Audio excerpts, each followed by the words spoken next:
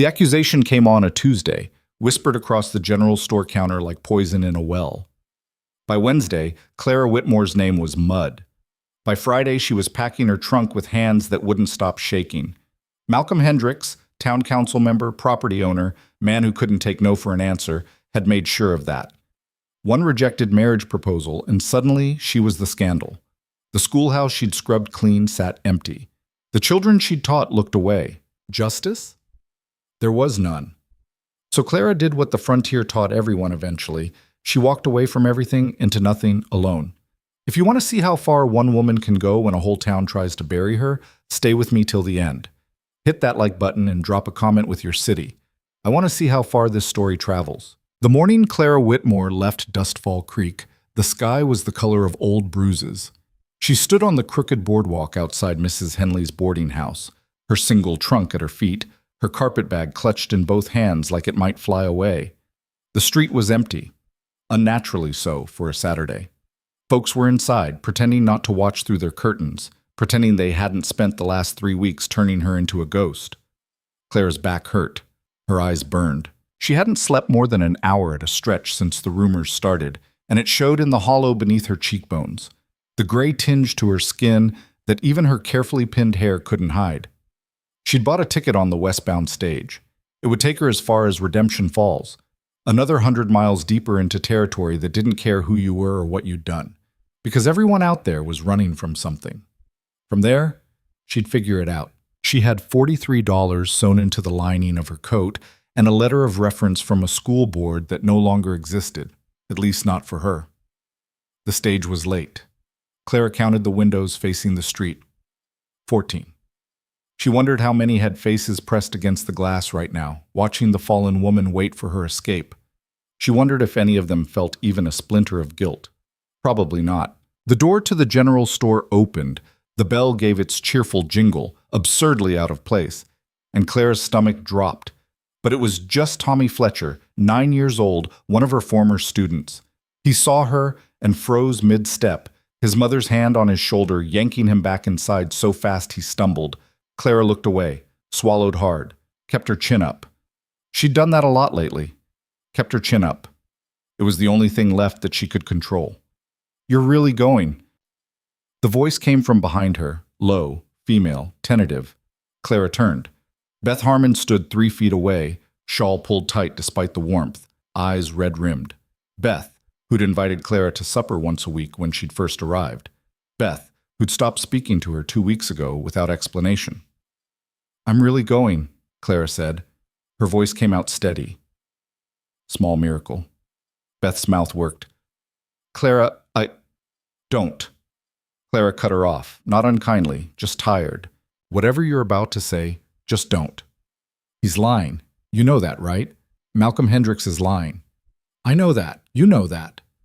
Clara gestured vaguely at the empty street. "Doesn't seem to matter much, does it?" Beth's face crumpled. "I wanted to say something. At the meeting. I wanted to stand up and tell them all they were being fools, but you didn't. My husband said—" "I know what your husband said." Clara's tone was flat. "Same thing all the husbands said." "Same thing the wives said when their husbands weren't listening. That it's easier to believe I'm a liar and a temptress than to call Malcolm Hendricks what he actually is. That's not fair." "Fair?" Clara almost laughed. "Beth, nothing about this is fair. But I'm not going to stand here and absolve you of your cowardice just because you feel bad about it now." Beth flinched like she'd been slapped. For a moment they just stood there, 2 women who might have been friends in a different world, in a different version of this God-forsaken town. "I'm sorry," Beth whispered finally. Clara nodded. Didn't say it was okay, because it wasn't. "The stage is coming. You should go." Beth hesitated, then turned and hurried back down the street, shawl flapping behind her like broken wings. Clara watched her go, felt something crack a little deeper in her chest. The stage rounded the corner 10 minutes later. A battered Concord coach with faded paint and wheels that looked like they'd fall off if you sneezed on them. The driver was a grizzled man named Pete, who'd always tipped his hat to her before. Today he barely looked at her. "Redemption Falls?" he grunted. "Yes." He took her trunk without comment, heaved it onto the roof with the other luggage. lashed it down with rope that had seen better days. Clara climbed inside, chose the forward-facing bench, set her carpet bag beside her. The coach smelled like sweat and tobacco and something vaguely animal. There were two other passengers, a man in a dusty suit who didn't look up from his newspaper, and a woman with a pinched face and a baby that wouldn't stop fussing. Clara looked out the window. Main Street stretched before her, the general store, the bank, the hotel, the saloon, the church with its whitewashed steeple. The schoolhouse at the far end, door closed, windows dark. She'd painted those walls herself, pale yellow, because she'd read somewhere that yellow helped children think. She'd arranged the desks in rows, bought slates and chalk with her own money when the school board said there wasn't enough in the budget. She'd taught reading and arithmetic and geography to children who'd never seen a map, never held a book, never imagined a world beyond the dust and the cattle and the endless sky. She'd loved it, every frustrating, exhausting, beautiful minute of it. And then Malcolm Hendricks had cornered her after a town social, smelling of whiskey and entitlement, and asked her to marry him like he was doing her a favor. When she'd said no, politely, carefully, with all the practiced grace her mother had drilled into her back in Philadelphia, he'd smiled, not a nice smile. "You'll regret that, Miss Whitmore." 2 days later, the rumors started. That she'd been seen in compromising positions with married men. That she'd shown up to school smelling of alcohol. That she'd been teaching the children ideas that went against scripture and decency. None of it was true. All of it stuck. The school board had called a meeting. Clara had stood in front of 30 people and defended herself with every shred of dignity she possessed. Malcolm had been there, nodding sympathetically, playing the concerned citizen. Afterward, the board had voted. Unanimous. Her contract was terminated, effective immediately. She'd asked if she could speak to the children one last time. Say goodbye. They'd said no. The stage lurched forward. Clara gripped the edge of the seat as they rolled past the schoolhouse, past the church, past the place where her life had been. Nobody came out to see her off. Nobody waved. The woman with the baby glanced at her, curious. "You from Dustfall Creek?" Clara kept her eyes on the window. "I was. Headed to Redemption Falls? For now. Looking for work?" "Something like that." The woman shifted the baby to her other shoulder. "Heard there's a new hotel going up there. Might need staff." Clara nodded, non-committal. She had no intention of working in a hotel. She was a teacher. That's what she'd trained for, what she was good at, what she believed in.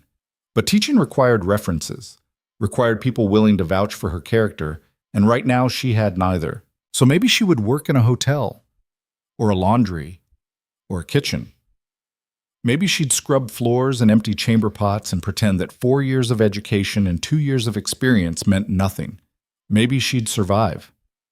The town fell away behind them. The road turned rough, rutted from spring rains that had dried into deep grooves. The coach bounced and swayed. The baby started crying in earnest now, a thin wail that set Clara's teeth on edge. She closed her eyes, tried to think of nothing. It didn't work. They stopped to water the horses at midday, at a sad little way station that consisted of a trough, a shack, and a man with no teeth who sold jerky that tasted like boot leather. Clara stepped down from the coach, grateful for the chance to move, to stretch, to breathe air that didn't smell like the inside of someone else's misery. Her legs were stiff. Her back ached in new and interesting ways. The driver was checking the wheels, frowning at something on the rear axle.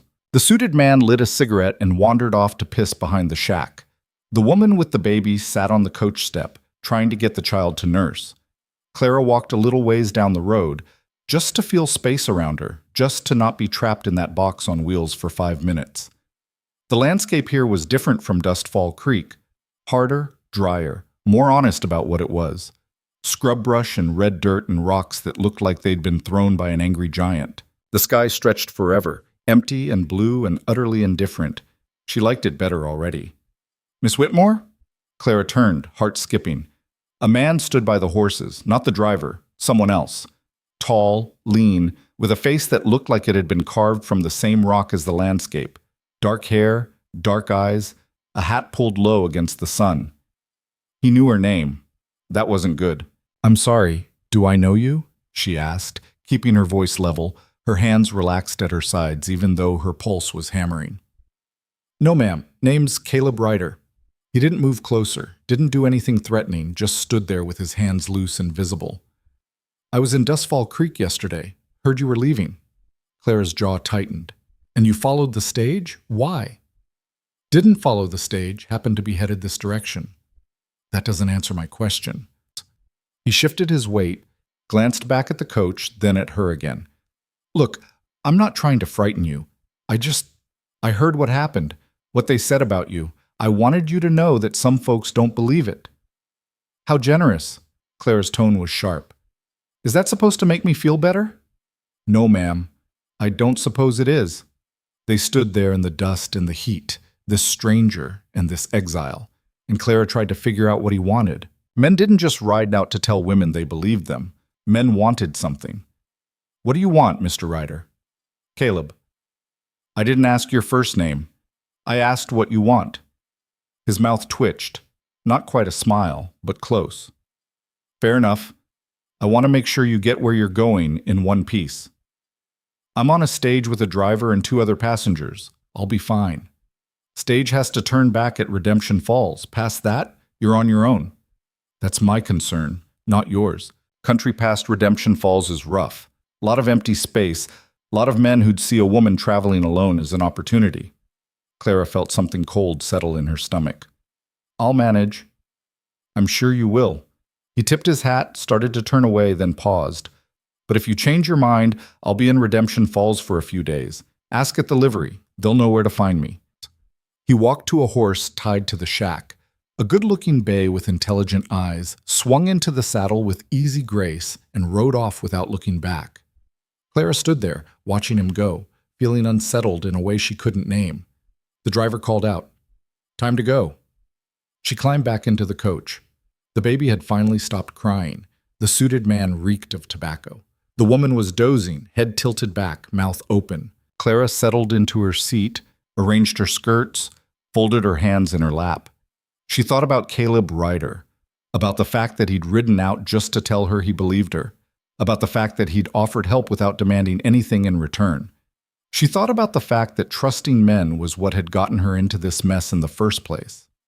She thought about a lot of things as the stage rolled on, deeper into country that didn't care who she'd been, only who she was now. They reached Redemption Falls just after sunset, a town bigger than Dustfall Creek, but not by much, sprawled along a bend in a river that was more optimistic than accurate.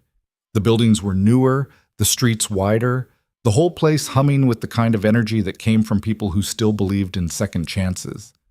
The stage pulled up in front of a hotel with peeling paint and a sign that read, "The Silver Spur." Clara climbed out, took her trunk from the driver, paid him the rest of her fare. He touched his hat brim, still wouldn't meet her eyes, and drove off. The hotel clerk was a young man with bad skin and good manners. He gave her a room on the 2nd floor, small but clean, with a window that overlooked the street. Clara paid for 3 nights, enough time to figure out her next move, and carried her trunk upstairs herself because there was no porter and she didn't need one anyway. The room had a bed, a chair, a washstand, and a mirror that made her look like a stranger. She set down her bags, locked the door, sat on the edge of the bed, and allowed herself exactly 5 minutes to fall apart. She cried silently, efficiently, the way she'd learned to cry back in Philadelphia when her father died and her mother said grief was private. She cried for the life she'd lost, the dreams she'd buried, the future that had vanished like smoke. She cried for the children she'd never say goodbye to, for the school that would stand empty, for the version of herself who'd believed that hard work and good intentions mattered. When the 5 minutes were up, she stopped, washed her face in cold water from the pitcher, braided her hair for the night, changed into her nightgown. She lay in bed and stared at the ceiling and listened to the sounds of the town outside. Laughter from the saloon, horses in the street, a woman singing somewhere, off-key and cheerful. Tomorrow she'd look for work. Tomorrow she'd figure out how to survive. Tonight, she just needed to make it through. Morning came too bright and too early. Clara woke with a headache and a sense of dread that felt like a weight on her chest. She dressed carefully, her gray traveling dress, practical and modest, her hair in a simple bun, and went downstairs to the dining room. Breakfast was biscuits and gravy and coffee strong enough to strip paint. Clara ate because she needed to, not because she tasted anything. The dining room was half full. Miners, by the look of them, and a few businessmen, and a woman in a dress too fine for breakfast who looked bored and expensive.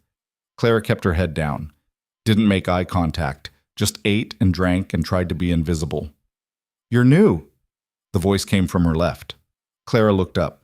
The woman in the fine dress had moved to her table, uninvited, and was studying her with the kind of frank appraisal that would have been rude anywhere else but somehow felt honest here. "I am," Clara said. "Running from something or running to something? Does it matter?" The woman smiled. She was older than she'd looked from across the room, maybe 40, with laugh lines and shrewd eyes. "Not particularly. I'm Rosalie." She held out a hand. Clara hesitated, then shook it. "Clara." "Well, Clara, you look like a woman who needs work and doesn't know where to start." "I look like that?" "Honey, you look like you've been chewed up and spit out, and you're trying real hard to pretend you haven't." Rosalie's tone was blunt, but not unkind. "I run a boarding house 3 streets over. I need someone who can keep books, manage staff, deal with suppliers. Pays decent, room and board included. Interested?" Clara blinked. "You're offering me a job? You don't even know me. I know you're educated. That's obvious from the way you talk. I know you're desperate. That's obvious from the fact that you're here. And I know you're not going to steal from me or cause trouble because women like you don't run unless they've already lost everything." Rosalie leaned back in her chair. "So? Interested?" It felt like a trap. It felt too easy. It felt like the kind of offer that came with strings attached. But Clara's $43 wouldn't last forever, and pride was a luxury she couldn't afford. "What kind of boarding house?" she asked carefully. Rosalie's smile widened. "The respectable kind. I rent rooms to working folks, shopkeepers, clerks, a seamstress, a couple of miners who don't drink their pay, no gambling, no girls, no nonsense. Boring as Sunday service, and that's how I like it." Clara studied her, tried to see the lie, the catch, the thing that would make this another disaster, saw nothing but a businesswoman making a practical offer. "I'll try it for a week," Clara said finally. "If it works out, we can discuss terms." "Fair enough." Rosalie stood, smoothing her skirts. "Finish your breakfast. I'll have your things moved over this afternoon." She swept out, leaving Clara sitting there with her half-eaten biscuits and a feeling like maybe, possibly, she'd just caught a break. It probably wouldn't last, but for now, she'd take it. Rosalie's boarding house was a 2-story structure with green shutters and a porch that wrapped around 3 sides. It was well kept, clean, the kind of place that suggested its owner cared about appearances and followed through. Clara's room was on the 2nd floor, smaller than the hotel, but nicer. A real bed with a quilt, a desk by the window, a wardrobe that didn't smell like mildew. Rosalie gave her the tour, introduced her to the cook, a round woman named Ida, who looked like she didn't suffer fools, and handed her a ledger that needed reconciling. "Previous girl ran off with a card dealer," Rosalie explained. "Left the books in a state. Think you can sort it out?" Clara opened the ledger, winced. "It's a mess. That's why I'm hiring you."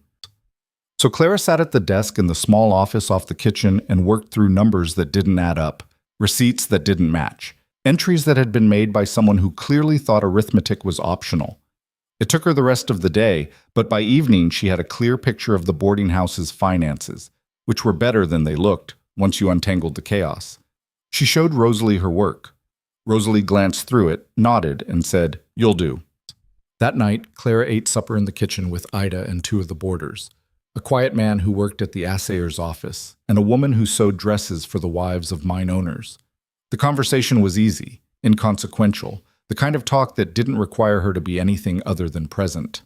It felt almost normal. Later, in her room, Clara sat at the desk and stared out at the darkening street. She thought about Dustfall Creek, about Malcolm Hendricks, about the fact that her entire life had been upended by one man's wounded pride. She thought about Caleb Ryder, who'd ridden out to tell her he believed her, and wondered if he was still in town. She thought about what came next. She didn't have answers, but for the first time in weeks, she felt like maybe she didn't need them right this second. Maybe it was enough to just be here, in this room, doing this work, surviving. Tomorrow could take care of itself. 3 days passed. Clara fell into a routine. Mornings reconciling accounts, afternoons managing deliveries and coordinating with Ida, evenings eating supper with whoever happened to be around. Rosalie was a good employer, demanding but fair, clear about expectations, willing to let Clara work without hovering. It was fine. It was tolerable. It was nothing like teaching, but it kept her fed and housed and gave her brain something to do besides replay the worst month of her life on an endless loop. On the fourth day, she went to the general store to pick up supplies Ida needed. The store was crowded, loud, full of people buying things they didn't need with money they didn't have. Clara moved through the aisles with her list, checking items off, trying not to think about how much she hated crowds. She was reaching for a bag of flour when someone jostled her from behind, hard enough that she stumbled, caught herself on the shelf. "Watch it," a male voice said. Clara turned. A man stood there, stocky, red-faced, smelling like he'd bathed in whiskey. He was glaring at her like she'd done something wrong. "Excuse me?" she said, keeping her voice level. "You bumped into me." "You bumped into me." His face darkened. "You calling me a liar?" Clara's stomach tightened. This was how it started. Some small thing, some nothing thing, and then it escalated because men like this needed someone to push around and she was convenient. "I'm not calling you anything," she said, stepping back, putting space between them. "I'm just trying to get my shopping done." "Maybe you should watch where you're going. Maybe you should move along."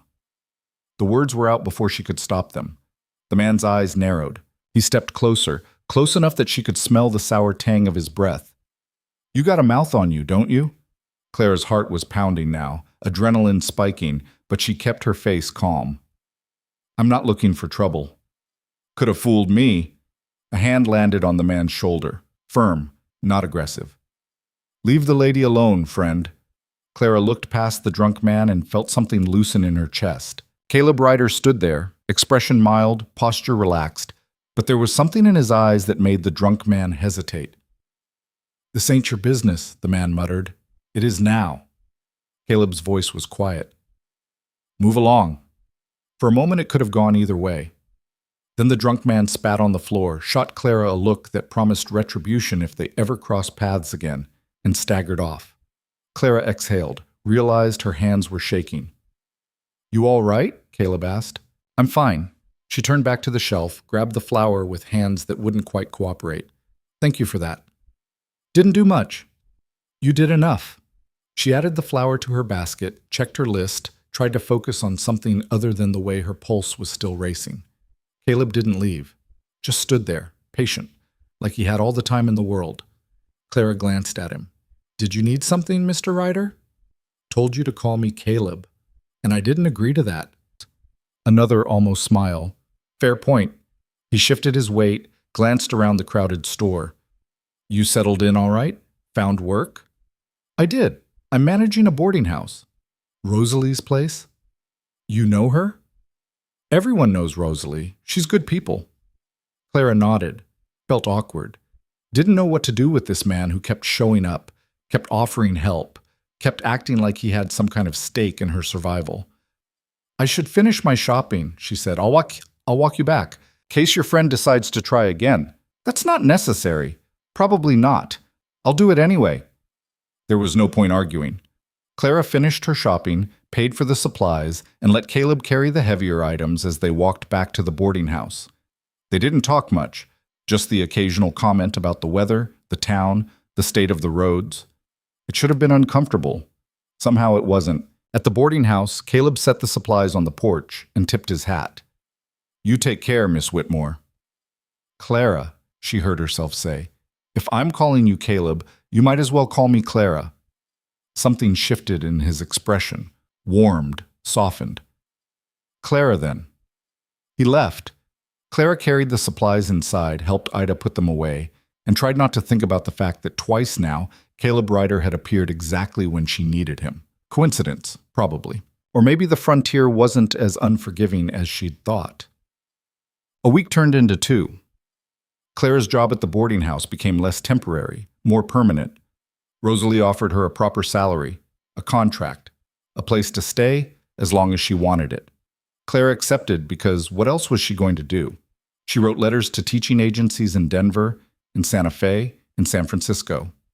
She got back polite rejections or no responses at all. Turns out a woman with a destroyed reputation didn't have many options, even 1,000 miles from where the destruction happened. So she kept the books. She managed the staff.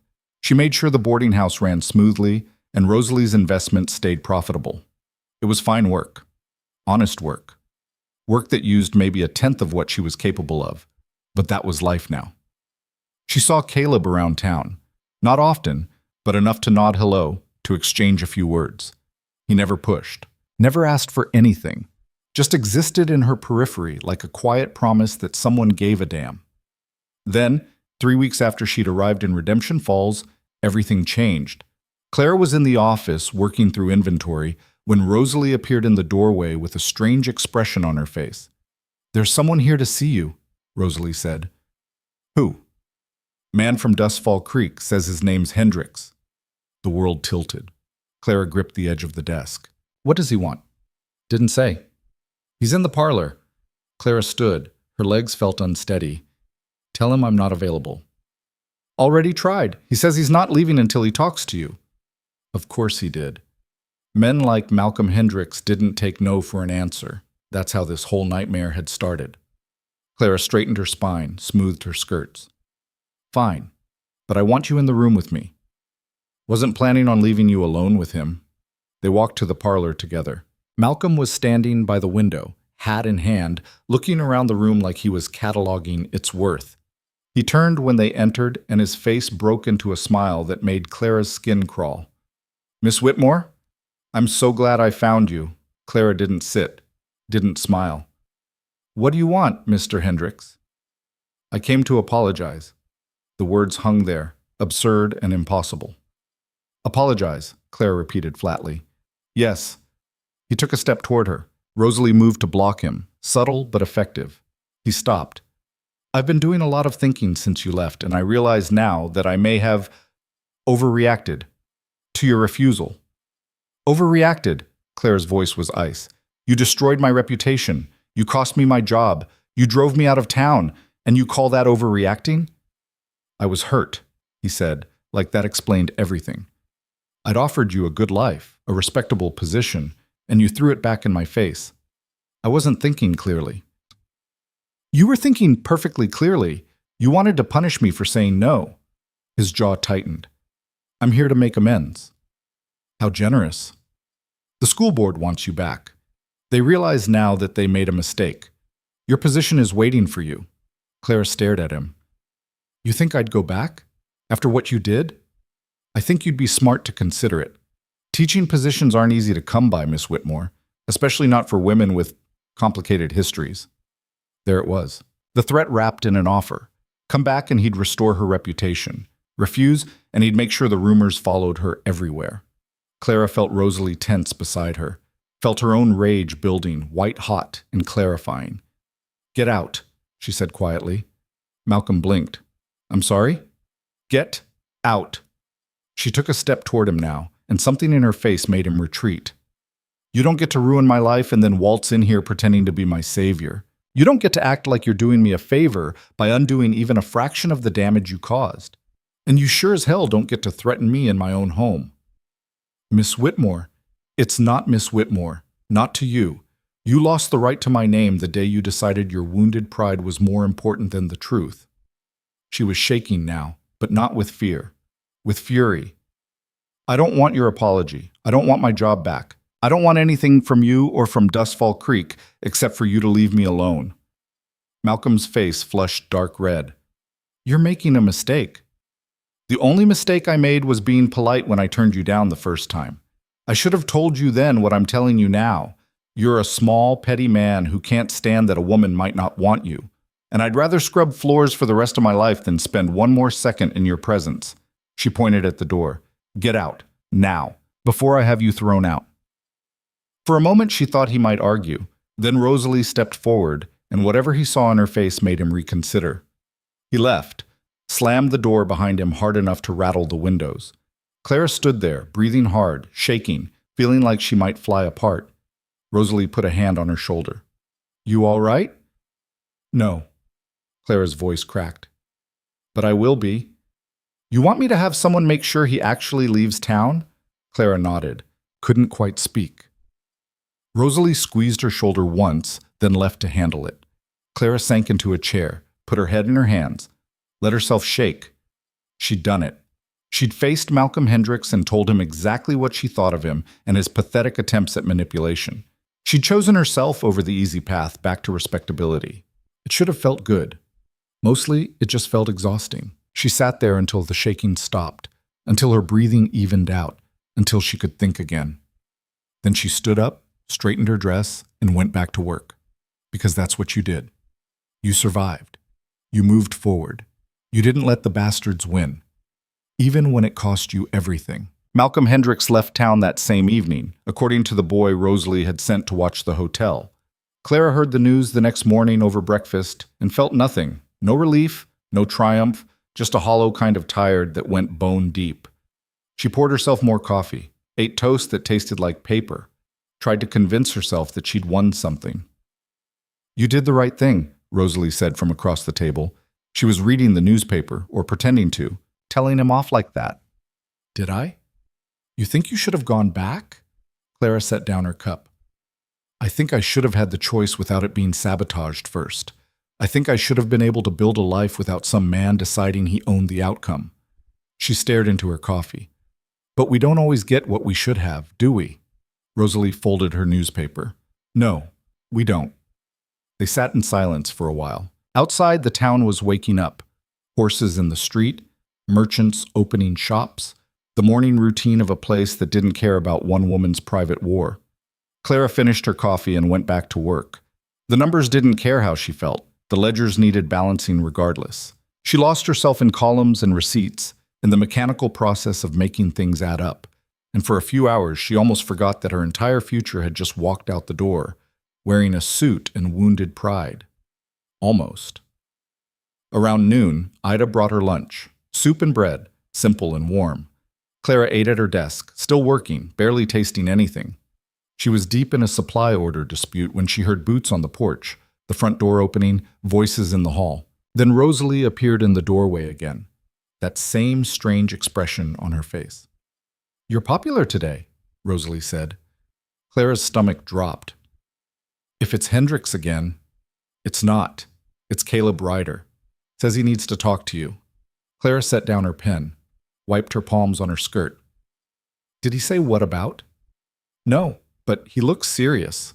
Clara stood, smoothed her hair, her dress, her composure, walked to the parlor where Caleb waited, hat in hand, standing by the same window Malcolm had occupied 12 hours earlier. The contrast was almost funny. Caleb, she said. He turned.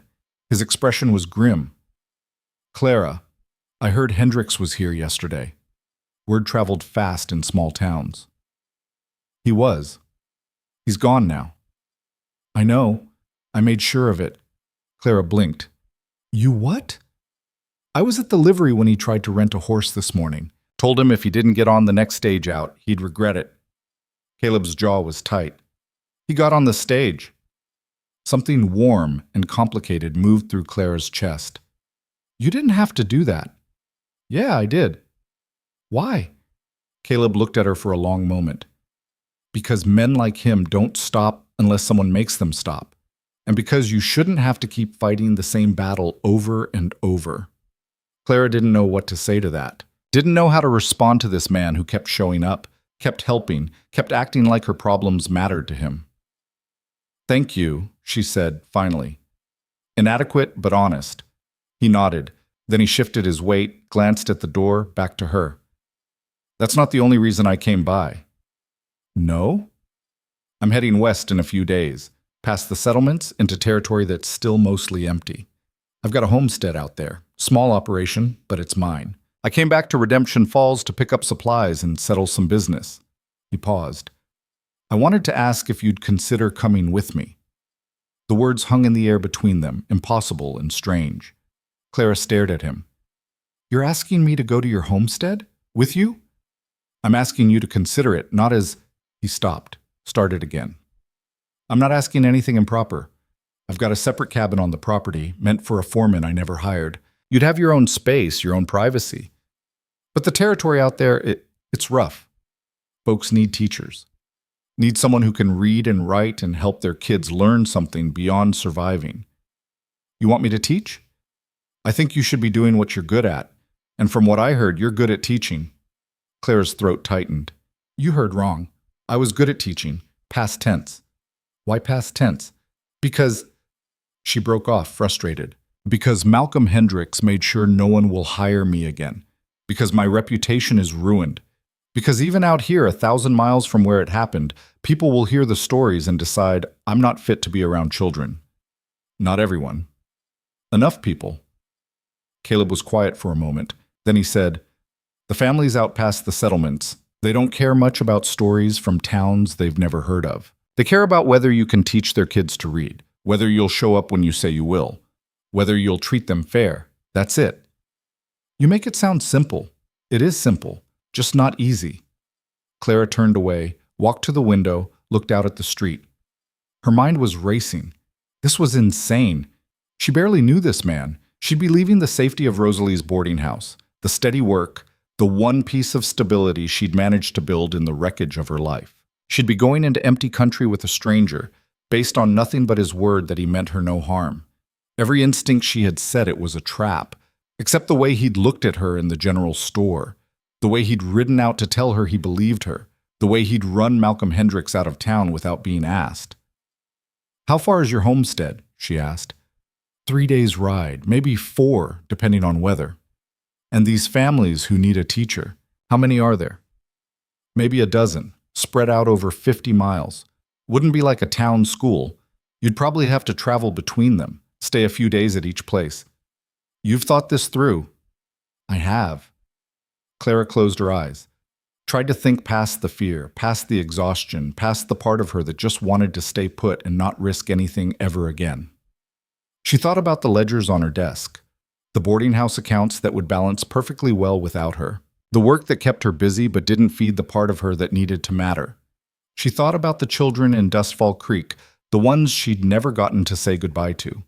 She thought about Malcolm Hendricks offering her back a life she didn't want anymore. I need time to think about it, she said. Take all the time you need. I'm not leaving for 3 days. He put his hat back on, tipped it to her, and left. Clara stood at the window and watched him walk down the street until he disappeared around a corner. Then she went back to the office, sat at the desk, and stared at the ledger without seeing it. Rosalie appeared in the doorway. Well, he offered me a job, teaching. Where? His homestead, 3 days west of here. Rosalie was quiet. Then she said, You going to take it? I don't know. What's stopping you? Clara laughed, sharp and bitter. What's stopping me? How about the fact that I don't know him? That going off alone with a man into empty country is exactly the kind of thing that gets women killed? That I'd be giving up the only security I have for a promise that might be worthless? All true, Rosalie said. But you didn't say no. I didn't say yes either. No. You said you'd think about it, which means part of you wants to go. Clara didn't respond, couldn't, because Rosalie was right. Part of her, a part she didn't entirely trust, wanted to go. Wanted to teach again. Wanted to believe that maybe the frontier could be a place where her past didn't define her future. Wanted to believe Caleb Ryder when he said it was simple. Think carefully, Rosalie said, but don't think so long you talk yourself out of something that might actually be good. She left Clara alone with the ledger and the impossible choice. That night, Clara lay in bed and tried to make a list of reasons to stay. Security, safety, steady work, a roof over her head that didn't depend on anyone else's goodwill. Then she tried to make a list of reasons to go. The chance to teach again. The possibility of starting over somewhere the whispers couldn't follow. The hope, fragile and probably foolish, that she could rebuild something that mattered. Neither list was convincing. Both lists felt like lies she was telling herself to justify a decision she'd already made somewhere deep and wordless. She thought about Caleb, about the way he'd looked at her, not like she was damaged or scandalous or something to be pitied, just like she was a person who'd had a rough time and deserved better. She thought about how long it had been since anyone had looked at her that way. She thought about fear, about how much of her life she'd spent being careful, being proper, being exactly what people expected, and how all that caution hadn't protected her from anything. Sometime around midnight, she made her decision. Not because it was smart or safe or sensible, but because the alternative was spending the rest of her life managing someone else's boarding house and pretending that was enough. She'd tell him in the morning. Morning came cold and gray, threatening rain. Clara dressed and went downstairs to find Rosalie already in the kitchen, drinking coffee and looking like she hadn't slept much either. "You're going," Rosalie said. Not a question. "I'm going." Rosalie nodded slowly. "Thought you might." She poured Clara a cup of coffee, pushed it across the table. "You'll need supplies, practical things, sturdy clothes, boots that can handle rough country, a decent coat. I'll help you put together a list." Rosalie, "Don't argue. You helped me get this place running smooth. Least I can do is make sure you don't freeze to death your first week out there." They spent the morning putting together what Clara would need. Rosalie was efficient, practical, unsentimental. She took Clara to the dry goods store, the cobbler, the seamstress, outfitting her like she was preparing for a campaign instead of a teaching job. "You'll want pants," Rosalie said, ignoring Clara's shocked expression. "Don't look at me like that. You can't ride 3 days in a side saddle wearing skirts. You'll want something you can actually move in." The seamstress, a brisk woman named Maud, took Clara's measurements and promised to have 2 pairs of sturdy canvas pants ready by the next day. Clara tried not to think about what her mother would say if she could see this. By afternoon, Clara had accumulated a small pile of supplies in her room. New boots, a heavy coat, a wide-brimmed hat, canvas pants that made her feel scandalous just looking at them, a bedroll, a canteen, things she'd never owned and didn't quite know how to use. She found Caleb at the livery, checking over his horse and a pack horse loaded with supplies. He looked up when she approached, and something in his expression shifted when he saw her face. "I'll go," she said. No preamble, no explanation. "I'll teach for those families. If they'll have me." "They'll have you." "You can't know that." "I know them. They'll have you." Clara took a breath. "I need to know something first. Why are you doing this? Why do you care what happens to me?" Caleb set down the harness he'd been checking, looked at her directly. "My sister. She was about your age when she got involved with a man who made promises he didn't keep. When she got in trouble, he spread stories about her, said she'd been with half the town, that the baby probably wasn't his, ran her out on a rail." He paused. "She died giving birth 6 months later, alone, because everyone believed him and no one believed her." Clara felt something crack in her chest. "I'm sorry." "So am I, every day." He picked up the harness again, kept his hands busy.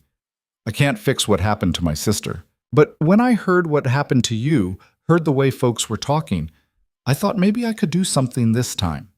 Make sure you didn't end up alone with nowhere to go. That's why you rode out to the stage stop. That's why." They stood there in the dusty livery, this exile and this grieving brother, and Clara felt the ground shift under her feet. This wasn't about her, not really. This was about a woman who died alone, unmourned, believed by no one. This was about making sure it didn't happen again. "I'll be ready to leave when you are," Clara said quietly. "Day after tomorrow, dawn." "I'll be there." She left him to his preparations and walked back to the boarding house with her mind full of a woman she'd never meet, a story that could have been her own. The next day passed in a blur of final preparations. Rosalie taught her how to pack a bedroll properly, how to tie down supplies so they wouldn't shift, how to mount a horse without getting tangled in skirts or pants, which felt strange and liberating and deeply improper all at once. Ida packed food that would keep: jerky, hardtack, dried fruit, a tin of coffee. "You come back if it doesn't work out," she said gruffly. "There's always a place for you here." Clara hugged her, surprised by the sudden burn of tears. "Thank you." That night she wrote letters. One to her mother in Philadelphia, explaining in careful terms that she'd found work teaching in a remote settlement and wouldn't be able to write often. One to Beth Harmon in Dustfall Creek, saying nothing of substance but somehow needing to write it anyway, a final severing of the threads that had once connected her to that place. She sealed the letters, addressed them, left them on the desk for Rosalie to mail. Then she lay in bed and tried not to think about all the ways this could go wrong. Dawn came too fast. Clara woke in the dark, dressed in her new pants and sturdy shirt, braided her hair tight, and pinned it up under the wide-brimmed hat. She looked at herself in the mirror and barely recognized the woman staring back, weathered already, harder, someone who might actually survive what came next. She carried her pack downstairs. Rosalie was waiting in the kitchen with coffee and a bundle of food for the road. "You look the part," Rosalie said. "I feel ridiculous. You look like someone who's not going to take any nonsense from the territory. That's what matters." Rosalie handed her the coffee, the food. "You write when you can. Let me know you're still breathing." "I will." "And Clara?" Rosalie's voice softened. "Don't let fear make your decisions. You've been afraid long enough." Clara nodded, not trusting her voice. She walked to the livery as the sky was just starting to lighten, gray and uncertain. Caleb was already there, horses saddled and ready. He looked her over, the pants, the boots, the hat, and nodded approval. "You ready?" he asked. Clara thought about the question, about everything she was leaving behind and everything she was walking toward, about fear and hope and the thin line between stupidity and courage. "No," she said honestly, "but I'm going anyway." Caleb's mouth quirked. "Good enough." He helped her mount, a bay mare with a patient temperament and intelligent eyes. Clara settled into the saddle, feeling the unfamiliar bulk of pants instead of skirts, the weight of supplies strapped behind her. Caleb swung onto his own horse, checked the lead rope on the pack horse, and turned west. Clara took one last look at Redemption Falls, at the boarding house, the street, the town that had been a refuge when she'd needed one. Then she turned her horse and followed Caleb into the gray morning, into country she didn't know, toward a future that was either going to save her or finish what Malcolm Hendricks had started. The town fell away behind them. The road narrowed to a trail, then to barely a suggestion in the scrub. They rode in silence for the first hour, Clara focusing on staying in the saddle, on the rhythm of the horse beneath her, on not thinking about how far they were getting from anything resembling civilization. The sun rose slow and red, painting the landscape in shades of rust and gold. The air smelled like sage and dust and something wild she couldn't name. There were no buildings out here, no fences, no signs that humans had ever touched this place. Just rock and brush and sky that went on forever. It should have been terrifying. Somehow, it wasn't. Around mid-morning, Caleb finally spoke. "You ride before?" "A little. Nothing like this." "You're doing fine. Mare likes you." Clara patted the horse's neck. "What's her name?" "Never named her. You can if you want." Clara considered. The mare had a steady gait, calm eyes, and hadn't tried to throw her once. "Constance," she said. "She seems constant." "Constance it is." They rode on. The landscape shifted slowly. More rocks, less brush. The beginning of real hills in the distance. Clara's legs were already starting to ache, her backside protesting the saddle, but she didn't complain. This was what she'd signed up for. No point whining about it now. Around noon, Caleb called a halt near a thin creek that barely deserved the name. They watered the horses, ate jerky and hardtack, stretched muscles that were learning new ways to hurt. "How far today?" Clara asked. "Till we find decent shelter. Storm's coming." Clara looked at the sky. It was still clear, blue and endless. "How do you know?" "Birds are flying low. Air tastes different. We'll want to be somewhere with cover before it hits." Clara didn't argue. He knew this country, and she didn't. She'd have to trust that. Trust. That word again. They mounted up and pushed on. By mid-afternoon, the sky had turned gray, clouds building on the western horizon like a threat. The wind picked up, hot and gritty, carrying the smell of rain that hadn't fallen yet. Caleb urged his horse faster. Clara followed, Constance responding to her nervous energy, picking up the pace without being asked. The storm hit just as they reached an outcropping of rock that formed a shallow overhang, not quite a cave, but enough to break the wind. Caleb dismounted fast, started unsaddling his horse. Clara copied him, fumbling with straps and buckles, getting it wrong twice before he stepped in to help without comment. They got the horses secured, the supplies protected, themselves pressed back under the overhang just as the rain started. Not gentle rain, not the kind Clara remembered from Philadelphia. This was rain with fury behind it, sheeting down in walls, turning the world gray and roaring. Lightning split the sky. Thunder followed close enough to feel in her chest. Clara had never felt so small. They sat under the overhang, backs against rocks still warm from the day's sun, and watched the storm tear across the landscape. Water poured off the rock above them in a curtain. The horses stood patient, heads down, enduring. "This normal?" Clara shouted over the noise. "Normal enough," Caleb shouted back. "Passes quick, usually." He was right. 20 minutes later, the rain eased, the thunder moved off, and what was left was just steady drumming and dripping and the smell of wet earth. Clara was shivering despite the warmth, wet through, even under the overhang. Her hat had blown off somewhere in the chaos, and she hadn't noticed until now. Caleb dug through the packs, pulled out a blanket, handed it to her. "Get out of that wet shirt. You've got a dry one in your pack." Clara stared at him. "I'll turn around," he said, already doing it. "Just change before you catch your death." Clara's hand shook as she unbuttoned her shirt, peeled it off, dug through her pack for the dry one. She changed as fast as she could, wrapped the blanket around her shoulders, and told him it was safe. He turned back, assessed her with the same practical eye he'd used on the horses. "Better?" "Cold." He started building a fire with wood that had stayed dry under the overhang. Got it going with an efficiency that spoke of long practice. Soon there was heat, blessed and real, and Clara huddled close to it like it was salvation. They sat in silence while the rain continued its steady rhythm. Caleb made coffee in a battered pot, handed her a tin cup. Clara wrapped her hands around it, let the warmth seep into her fingers. "Thank you," she said. "For what?" "Not making me feel stupid for not knowing what I'm doing out here." "Everyone's stupid the first time. Only gets better with practice." Clara sipped her coffee. It was terrible and wonderful at the same time. "Your sister, what was her name?" Caleb was quiet for a long time. Clara thought maybe she'd overstepped, asked something too personal. Then he said, "Margaret, Maggie. She was lucky to have you caring about what happened to her." "Didn't care enough. Didn't do anything when it mattered." "You're doing something now. Little late for Maggie. Not late for me." He looked at her then, really looked, and something passed between them, an understanding maybe, or just the shared weight of carrying things that couldn't be fixed. The rain stopped around sunset. They stayed under the overhang, ate more jerky, drank more terrible coffee. Caleb laid out the bedrolls with careful distance between them. Clara settled into hers, every muscle screaming, and stared up at stars that were appearing between breaking clouds. "Tomorrow'll be easier," Caleb said from his bedroll. "You're a liar." She heard him laugh, low and genuine. "Yeah, probably." But he was wrong.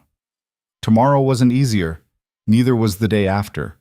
Clara's body revolted against the riding, the terrain, the relentless exposure to sun and wind and doubt. She fell off Constance twice, once when the mare spooked at a snake, once when Clara's tired legs just gave out. Both times Caleb helped her up without making her feel incompetent, just got her back in the saddle and kept moving. The country got rougher, hills turned into bluffs, creeks into canyons. They saw no one. Not a single human being in 3 days of riding. Just land that didn't care whether they lived or died, and sky that watched impassively while they tried. On the third evening, they crested a rise, and Caleb pointed. There, Clara looked. In the distance, tucked into a valley between low hills, she could see buildings. Small, rough, but definitely human-made. Smoke rose from a chimney. "That's home," Caleb said.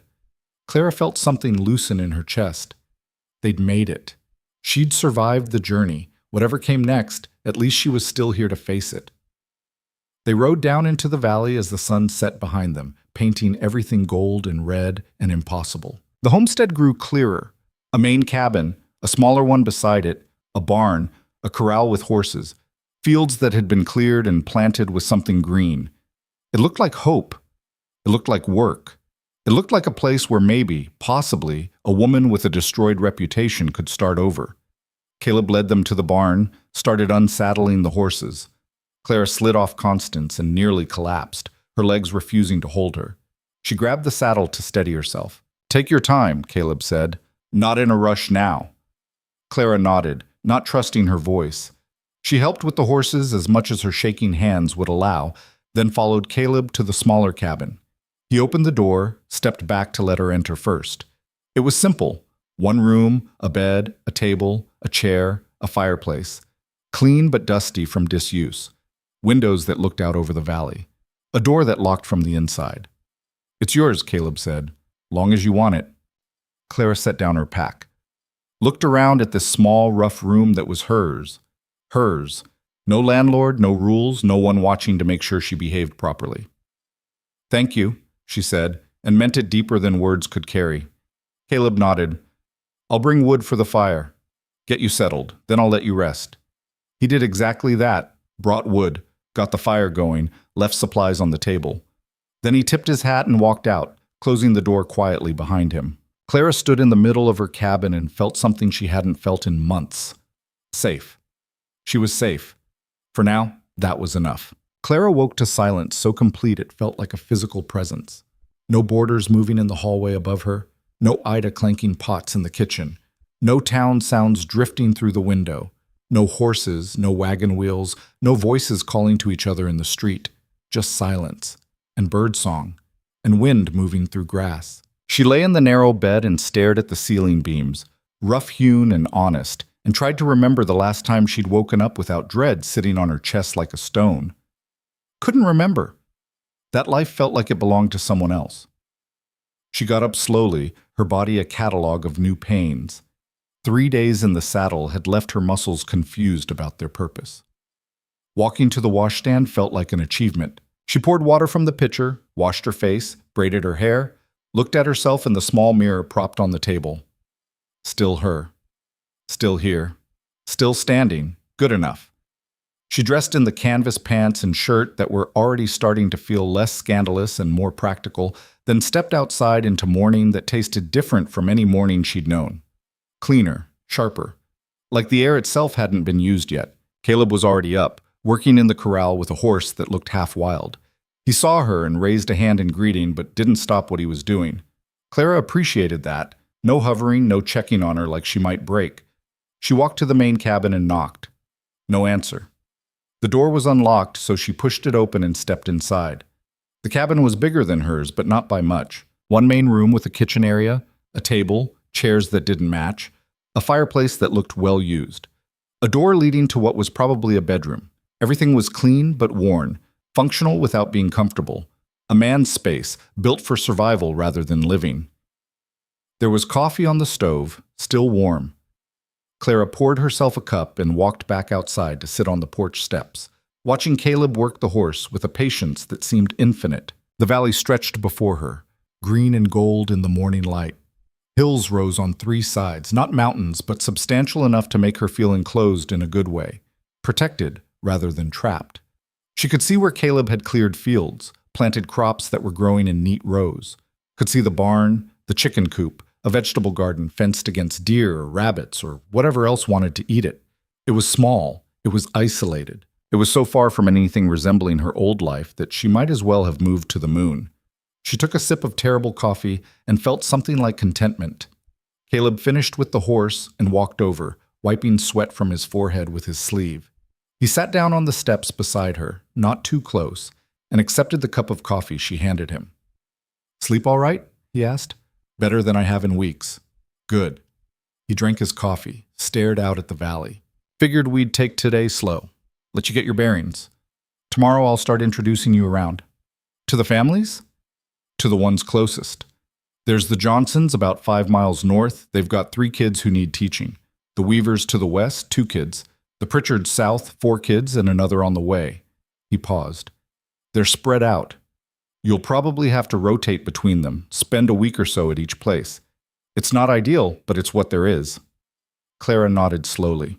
"They know I'm coming?" "I sent word when I was in Redemption Falls.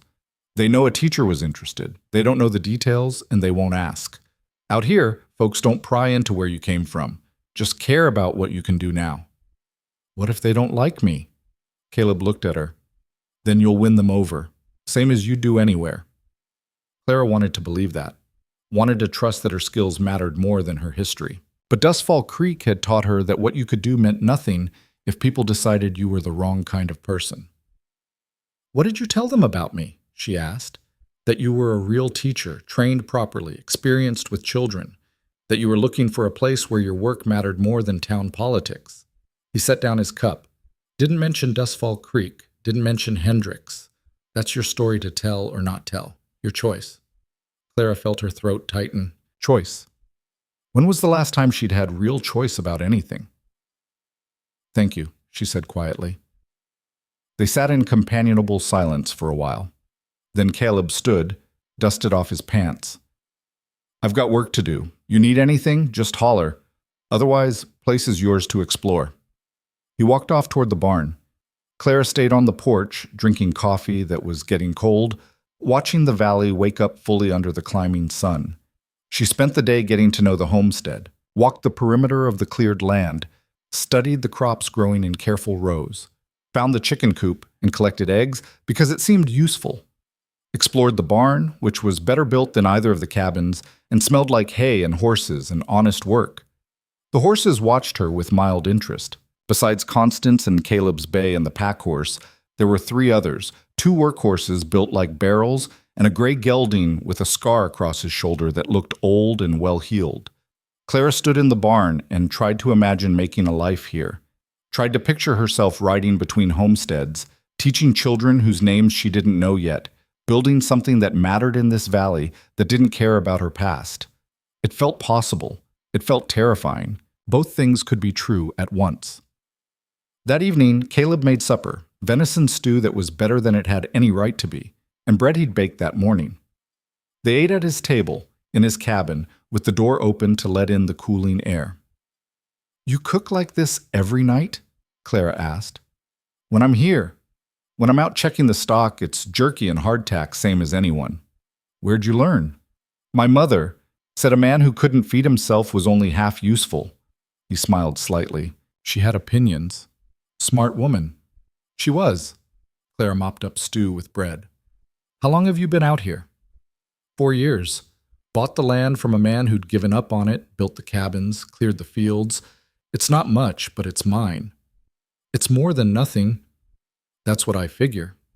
After supper, Clara helped wash the dishes, an easy rhythm that felt surprisingly normal. Then she walked back to her cabin as the sun set, painting the valley in shades of fire. She lit the lantern, sat at the small table, pulled out paper and a pencil from her supplies, started making lists. What she'd need for teaching: slates, chalk, primers if she could get them, paper, pencils. What she'd need to learn: how to ride well enough to cover distances safely, how to read this country's weather, how to be useful beyond just teaching, how to trust that this wasn't going to fall apart like everything else. She worked until the lantern burned low, until her eyes were tired and her hand cramped. Then she put everything away, banked the fire, and lay in bed listening to silence that felt less lonely than it should. Tomorrow she'd meet the families. Tomorrow she'd find out if they wanted what she had to offer, or if she'd ridden 3 days into nothing for no reason. Tomorrow would tell. Morning came with Caleb knocking on her door, calling that they'd leave in an hour. Clara dressed quickly, braided her hair, ate bread and cheese standing up because her stomach was too knotted for a proper breakfast. She met Caleb at the barn. He'd already saddled Constance, checked the tack twice, loaded a small pack with supplies. Clara mounted with less fumbling than before, small progress, but she'd take it. They rode north through the valley, following a trail that was barely visible in the grass. The morning was cool, the sky clear, the landscape rolling past in waves of green and gold. Clara tried to rehearse what she'd say, how she'd present herself, but everything sounded wrong in her head. After an hour, buildings appeared in the distance. A cabin, a barn, fields that had been recently planted. A woman was hanging laundry on a line stretched between two posts. She looked up as they approached, shaded her eyes against the sun. Caleb raised his hand. "Morning, Ruth." The woman, Ruth Johnson, Clara assumed, set down her laundry basket and walked toward them. She was younger than Clara expected, maybe 30, with brown hair escaping from a practical bun and a face that had seen its share of sun and work. "Caleb." She nodded to him, then turned her attention to Clara. "You're the teacher." "I am. Clara Whitmore." Ruth Johnson. "My husband's in the far field. Kids are supposed to be helping, but I'd bet money they're playing by the creek instead." She wiped her hands on her apron. "You want to come inside? I've got coffee on." They followed her into the cabin, which was similar to Caleb's, but more lived in. Children's drawings on the walls, toys scattered in corners, the smell of bread baking. Ruth poured coffee, gestured for them to sit. "Caleb says you've got teaching experience," Ruth said, studying Clara with the same frank appraisal Rosalie had used. 2 years in a town school back east. Before that, training in Philadelphia. What brings you out here? Clara had known the question was coming, had rehearsed answers that were technically true but avoided the messy parts. But something about Ruth's direct gaze made her tired of lying by omission. I had trouble in my last position. A man in town made accusations that weren't true. The school board believed him. I lost my job. Ruth's expression didn't change. What kind of accusations? The kind designed to ruin a woman's reputation. Did they? Yes. Ruth was quiet for a moment, sipping her coffee. Then she said, My oldest is 8. Can't read more than a few words. My middle is 6, knows his letters, but that's it. Youngest is 4, probably too young for formal teaching, but she'll want to copy her brothers. She set down her cup. I don't care what happened back east. I care whether you can teach my children to read and write and cipher well enough to make something of themselves. Clara felt something loosen in her chest. I can do that. Then we'll try it. Week at a time to start, see how it goes. Just like that. No judgment, no probation, no endless proving herself. Just practical assessment and a decision. Caleb had been right. Out here, it was simpler. They spent the next hour discussing logistics. Clara would stay with the Johnsons for a week, teaching the children in the mornings and helping Ruth with whatever needed doing in the afternoons, payment in labor since cash was scarce. Then she'd move to the next family, rotating through the homesteads in a circuit that would take about a month to complete. Ruth called the children in from wherever they'd wandered. They came reluctantly, 2 boys and a girl, dirty from play, eyeing Clara with suspicion. This is Miss Whitmore, Ruth said. She's going to teach you reading and writing. The oldest boy, Samuel, crossed his arms. Don't need reading. You do if you want to make contracts for selling cattle without getting cheated, Ruth said mildly. Now say hello properly. The children mumbled greetings. Clara smiled at them, recognizing the wariness. She'd seen it before in Dustfall Creek, in children who weren't sure if learning was worth the effort. We'll start tomorrow, Clara said. Bring whatever questions you have. Anything you've ever wondered about, we can try to find answers. Samuel's eyes flickered with something like interest before he shuttered it. Anything? Anything I know or we can figure out together. After they left, riding toward the next homestead, Caleb glanced at her. Went well. She didn't ask many questions. Told you. Out here, folks care more about what you do than who you were. Clara wanted to believe that. Wanted to trust that she could build a reputation based on her actual work rather than someone else's lies. The Weavers were different from the Johnsons. Older couple, late 40s maybe, with 2 teenage children who looked like they'd rather be anywhere else. James Weaver was gruff, asked hard questions about Clara's qualifications and teaching philosophy. His wife Sarah was quieter, but her eyes were sharp, assessing. Clara answered honestly, talked about her training, her experience, her belief that education was about teaching children to think rather than just memorize. She didn't mention Dustfall Creek, and they didn't ask. By the end of the conversation, James nodded. We'll try a week. Kids need to know enough to handle business matters when we're gone. If you can teach them that, we'll consider it time well spent.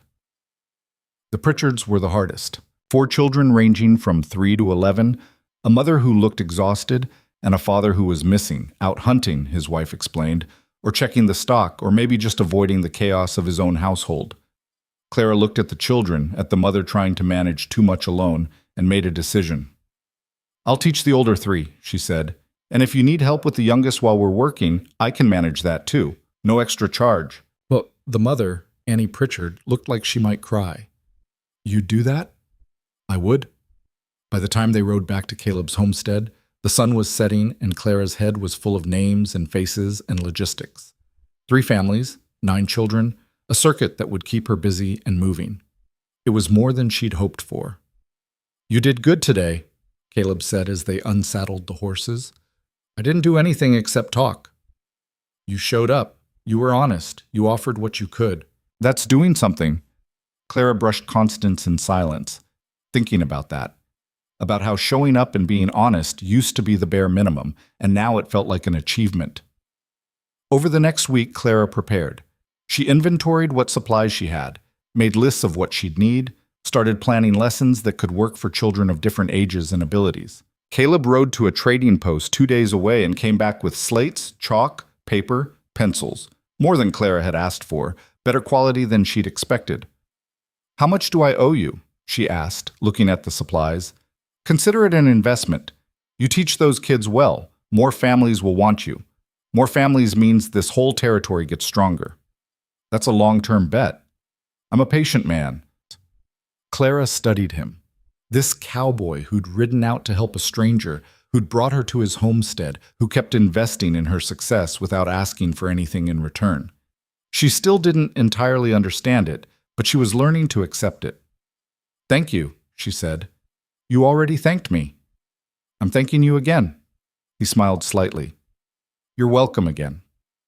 The night before she was due to start with the Johnsons, Clara couldn't sleep. She lay in bed running through lesson plans, worrying about whether the children would actually learn anything, whether the parents would think she was worth the food and board they'd provide, whether she'd fail again.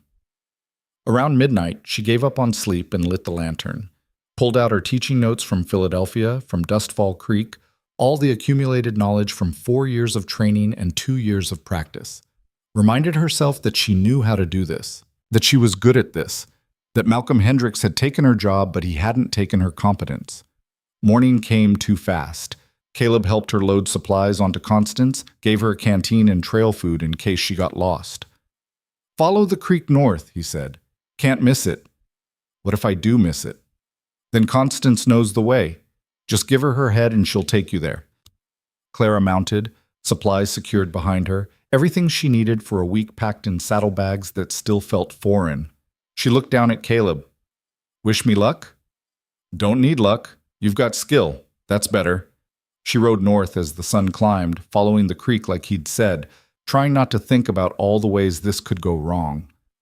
The valley was beautiful in the morning light, peaceful in a way that settled something in her chest. She reached the Johnsons' homestead just after breakfast. Ruth came out to meet her, helped her unsaddle Constance and get settled in the small room they'd cleared for her, barely more than a closet, but it had a bed and a window and privacy. The children were waiting in the main room, seated at the table with varying degrees of enthusiasm. Samuel still looked skeptical. The middle child, Thomas, seemed cautiously interested. The youngest, Mary, just stared with huge eyes. Clara set her supplies on the table, looked at these 3 children who were her students now, her responsibility, her chance to prove that she could still do the things she'd trained her whole life to do. "Good morning," she said. "Morning," they mumbled. "Let's start with what you already know. Samuel, can you read this?" She wrote a simple sentence on the slate. "The dog ran fast." Samuel squinted at it. "The dog, He stopped, frustrated. "That's good. You got 3 words. Thomas, you want to try?" Thomas read it haltingly but completely. Clara praised him, then moved to Mary. "Can you tell me what letters you know?" Mary pointed to the T, the D, the F. Knew them by sight, but not by name. Clara spent the rest of the morning assessing where they were, what they needed, how they learned best. By lunch, she had a clear picture. Samuel was behind where he should be, but not hopelessly so. Thomas had the basics, but needed practice. Mary was ready to start, even if Ruth thought she was too young. Over the next week, Clara fell into a rhythm. Mornings were for teaching, reading, writing, basic arithmetic. She used stories to teach letters, practical problems to teach numbers, questions about the world to teach critical thinking. The children were skeptical at first, but by the 3rd day, Samuel was actually asking to read more. Thomas was writing full sentences, and Mary was learning her letters faster than Clara had expected. Afternoons, she helped Ruth, washing, cooking, mending, all the endless work that kept a homestead running. Ruth didn't talk much while they worked, but the silence was comfortable, productive. Clara learned how to knead bread properly, how to preserve vegetables, how to patch clothes so the repair would last. Skills she'd never needed in Philadelphia. Skills that mattered here. Evenings were for lesson planning and exhaustion. Clara would collapse in her small room, muscles aching from unfamiliar work, but her mind was clear in a way it hadn't been in months. She was teaching. She was useful. She was building something. On the 5th day, Ruth said, "Samuel read to me last night. From the Bible." Got through a whole passage without help. Clara looked up from the laundry she was scrubbing. He's a fast learner when he decides to try. He's never decided to try before. You did that? Clara felt warmth spread through her chest. He did it himself. You showed him it mattered. That night, Clara wrote a letter to Rosalie. Told her about the homesteads, the children, the work. Told her she thought maybe this was going to be all right. Sealed it and gave it to Ruth to post next time someone rode to the trading post. The week ended too fast. On the 7th day, Clara packed her supplies and prepared to move to the Weavers. The Johnson children looked genuinely sad to see her go. You'll come back though, right? Mary asked. In about 3 weeks. Keep practicing what we learned. Can we write you letters? Clara felt her throat tighten. I'd love that. Ruth walked her outside while Samuel saddled Constance, a task Clara had taught him because teaching wasn't just about books. You're good at this, Ruth said. The teaching. The children need it. We all do. Thank you for taking a chance on me. Wasn't much of a chance. Caleb vouched for you. That's enough for most folks around here. Clara filed that away. Caleb's reputation apparently carried weight. Good to know. She rode to the Weavers with a lightness she hadn't felt in months. 1 week down. It had worked. The children had learned. The parents were satisfied. She hadn't failed. The Weavers were harder. Their children, Martin and Elizabeth, 16 and 14, didn't want to be there. Thought they were too old for schooling, too busy with real work. Their father James made it clear this was mandatory, not optional, and he expected results. Clara spent the first day just talking to them. Found out Martin wanted to expand the ranch someday, needed to understand contracts and land deeds. Found out Elizabeth wanted to keep better records of their breeding stock, needed mathematics beyond basic counting. I can teach you that, Clara said. Not kid stuff, real skills you'll use. Martin's eyes narrowed. You know about contracts? I know how to read them, how to spot problems, how to make sure you're not getting cheated. I can teach you the same. And breeding records? Elizabeth asked. I can teach you percentage calculations, how to track lineages, how to project outcomes.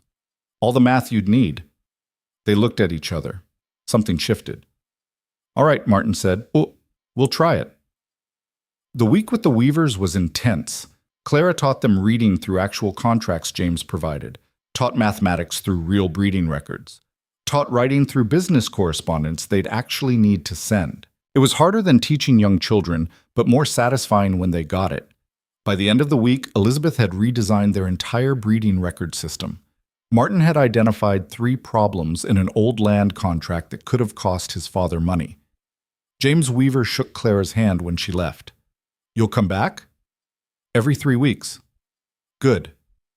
The Pritchards were chaos. 4 children, 3 of them wild, Annie trying to manage everything while heavily pregnant and clearly overwhelmed.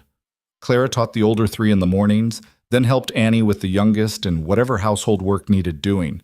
It was exhausting. The children were harder to manage than the Johnsons, less motivated than the Weavers. Progress was slower, harder won. But by the end of the week, even the most reluctant child could read simple sentences. Annie cried when Clara left. I didn't think I could manage another week of this. You gave me a break I needed. I'll be back, Clara promised. Keep them practicing. She rode back to Caleb's homestead as the sun was setting after 3 weeks away. She was tired, dirty, saddle-sore, and happier than she'd been in months.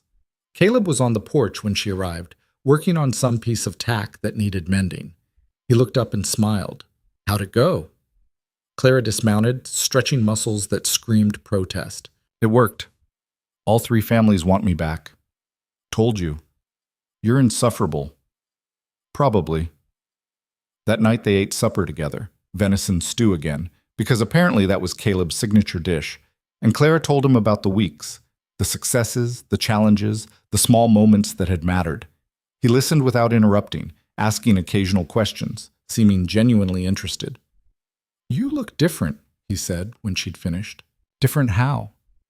Less like you're waiting for something bad to happen. Clara considered that. Maybe I'm starting to believe it won't. Good. It shouldn't. But 3 days later, it did. Clara was in her cabin preparing lessons for the next circuit when she heard horses outside. Multiple horses, voices she didn't recognize. She went to the window. 3 men were dismounting in front of Caleb's cabin, rough-looking, armed, the kind of men who made their living in ways that didn't bear close examination. Caleb came out of the barn, saw them, and his whole posture changed, went wary, careful. Clara couldn't hear what they were saying, but she could see the tension. See the way one of the men gestured aggressively. See Caleb's hand stay loose but ready. The conversation went on for several minutes. Then the men mounted up and rode off, kicking up dust, leaving behind an atmosphere that felt wrong. Clara waited until they were gone, then walked over to Caleb's cabin. He was standing on the porch, staring after them, his jaw tight. "What was that about?" she asked. He didn't answer immediately, just kept staring at the empty horizon. "Caleb?" "Nothing good," he said finally. "Nothing you need to worry about?" "If men like that are showing up here, I think I need to worry about it." He turned to look at her. Something in his expression made her stomach drop. "There's a man, calls himself Barrett, runs cattle on open range, thinks he owns more territory than he does. He's been trying to push me off this land for 2 years. Thinks because I'm one man alone, he can wait me out or scare me off." "And those men?" "Work for him. Came to deliver another warning. Said if I don't clear out by the end of the month, they'll make me clear out." Clara felt ice settle in her stomach. "What are you going to do?" "What I've been doing. Stay. This is my land, legal and recorded. He can bluster all he wants. And if they don't just bluster," Caleb's expression hardened, "then I'll deal with it." Clara wanted to argue, wanted to point out that staying here made her a liability, gave Barrett another pressure point to use against him, but she looked at Caleb's face and saw the same stubbornness she felt in herself, the same refusal to be pushed around by men who thought they owned the world. "I'm not leaving," she heard herself say. "Didn't ask you to." "I know, but I'm saying it anyway. I just found something that works. I'm not letting some cattle thief take it away." Caleb almost smiled. Stubborn. "You have no room to talk." They stood there on his porch, 2 stubborn people who'd both been pushed too far and refused to be pushed again, and Clara felt something shift between them. Understanding, maybe, or recognition. The kind that came from seeing the same fight reflected in someone else's eyes. "We'll figure it out," Caleb said. Clara nodded. Hoped he was right. But that night, lying in her cabin, she couldn't shake the image of those men, the casual violence in their posture, the certainty that they could take what they wanted and no one would stop them. She'd run from that once, from Malcolm Hendricks and his certainty that he could destroy her without consequence. She wasn't running again. Whatever came next, she'd face it here. The threat hung over the homestead like smoke you couldn't see but could smell coming. Clara went back to her teaching circuit the following week, but her mind kept circling back to those 3 men and the casual way they delivered their ultimatum. She taught the Johnson children fractions and spelling, helped Ruth preserve the last of the summer vegetables, and tried not to think about what might be happening back at the valley. Samuel noticed her distraction on the 3rd day. "You feeling all right, Miss Whitmore?" Clara looked up from the slate where she'd been staring at the same math problem for 5 minutes. "I'm fine. Just tired. You look worried." Smart kid. Too smart for his own good sometimes. "I am worried, but not about anything you need to concern yourself with." "Is it because of those men?" Clara's head snapped up. "What men?" "The ones who came through last week. Ma said they work for Mr. Barrett, that they were asking questions about who was staying at Mr. Ryder's place." Samuel's face was serious beyond his years. "Ma told them it wasn't their business." Ice settled in Clara's stomach. "They came here?" Ruth appeared in the doorway, drying her hands on her apron. Her expression was carefully neutral. "Just passing through. Asked if we'd seen a woman staying at Caleb's homestead. I told them I didn't keep track of Caleb's visitors." "What did they say?" "That Mr. Barrett likes to know who's in his territory. I reminded them this isn't his territory, it's ours, and they rode on." Ruth's voice was steady, but her eyes were hard. "You want to tell me what this is about?" Clara set down the slate. The children were watching, listening. "Can we talk outside?" They walked to the vegetable garden, out of earshot. Clara told Ruth about Barrett's men coming to the homestead, about the warning they'd delivered to Caleb. Ruth listened without interrupting, her face growing grimmer. "Barrett's been trying to run Caleb off for years. Ruth said when Clara finished. Thinks because Caleb's alone he's vulnerable. Thinks if he pushes hard enough, Caleb will just give up and leave. Will he? Ruth snorted. You met Caleb. Does he seem like a man who gives up? No, but I don't want to be the reason Barrett pushes harder. You think he's using you as leverage? I think I'm a convenient target. A woman alone at Caleb's homestead. Easy to spin stories about. Easy to use to pressure him. Ruth was quiet for a moment, staring at the rows of vegetables like they might have answers. Barrett's not just a cattle thief. He's got ambitions. Wants to control this whole territory. Wants everyone paying him for the privilege of existing here. Caleb standing up to him. That's a problem for Barrett. But you know what's a bigger problem? What? You teaching our children. You making this place stronger, more permanent, harder to push around. Ruth looked at Clara directly. Barrett wants us desperate and scattered. A teacher means we're building something that scares him more than Caleb's stubbornness. Clara hadn't thought about it that way. Hadn't considered that her presence might be a threat to more than just Caleb's peace. So what do I do? She asked. You keep teaching. You keep making us stronger. And you trust that the people here won't let Barrett run roughshod over what we're building. It sounded good in theory. In practice, Clara spent the rest of the week jumping at shadows, watching the horizon for riders who might or might not come. The children noticed her nervousness even when she tried to hide it. Thomas asked if she was scared. Clara told him no, which was a lie. But sometimes lying to children was kinder than the truth. When the week ended and she rode back to Caleb's homestead, she half expected to find it burned to the ground. Instead, she found Caleb repairing fence line like nothing was wrong, like he hadn't been threatened by armed men 2 weeks ago. She dismounted and walked over to where he was working. You're still here. Where else would I be? I don't know. Somewhere safer? Caleb hammered in another fence post.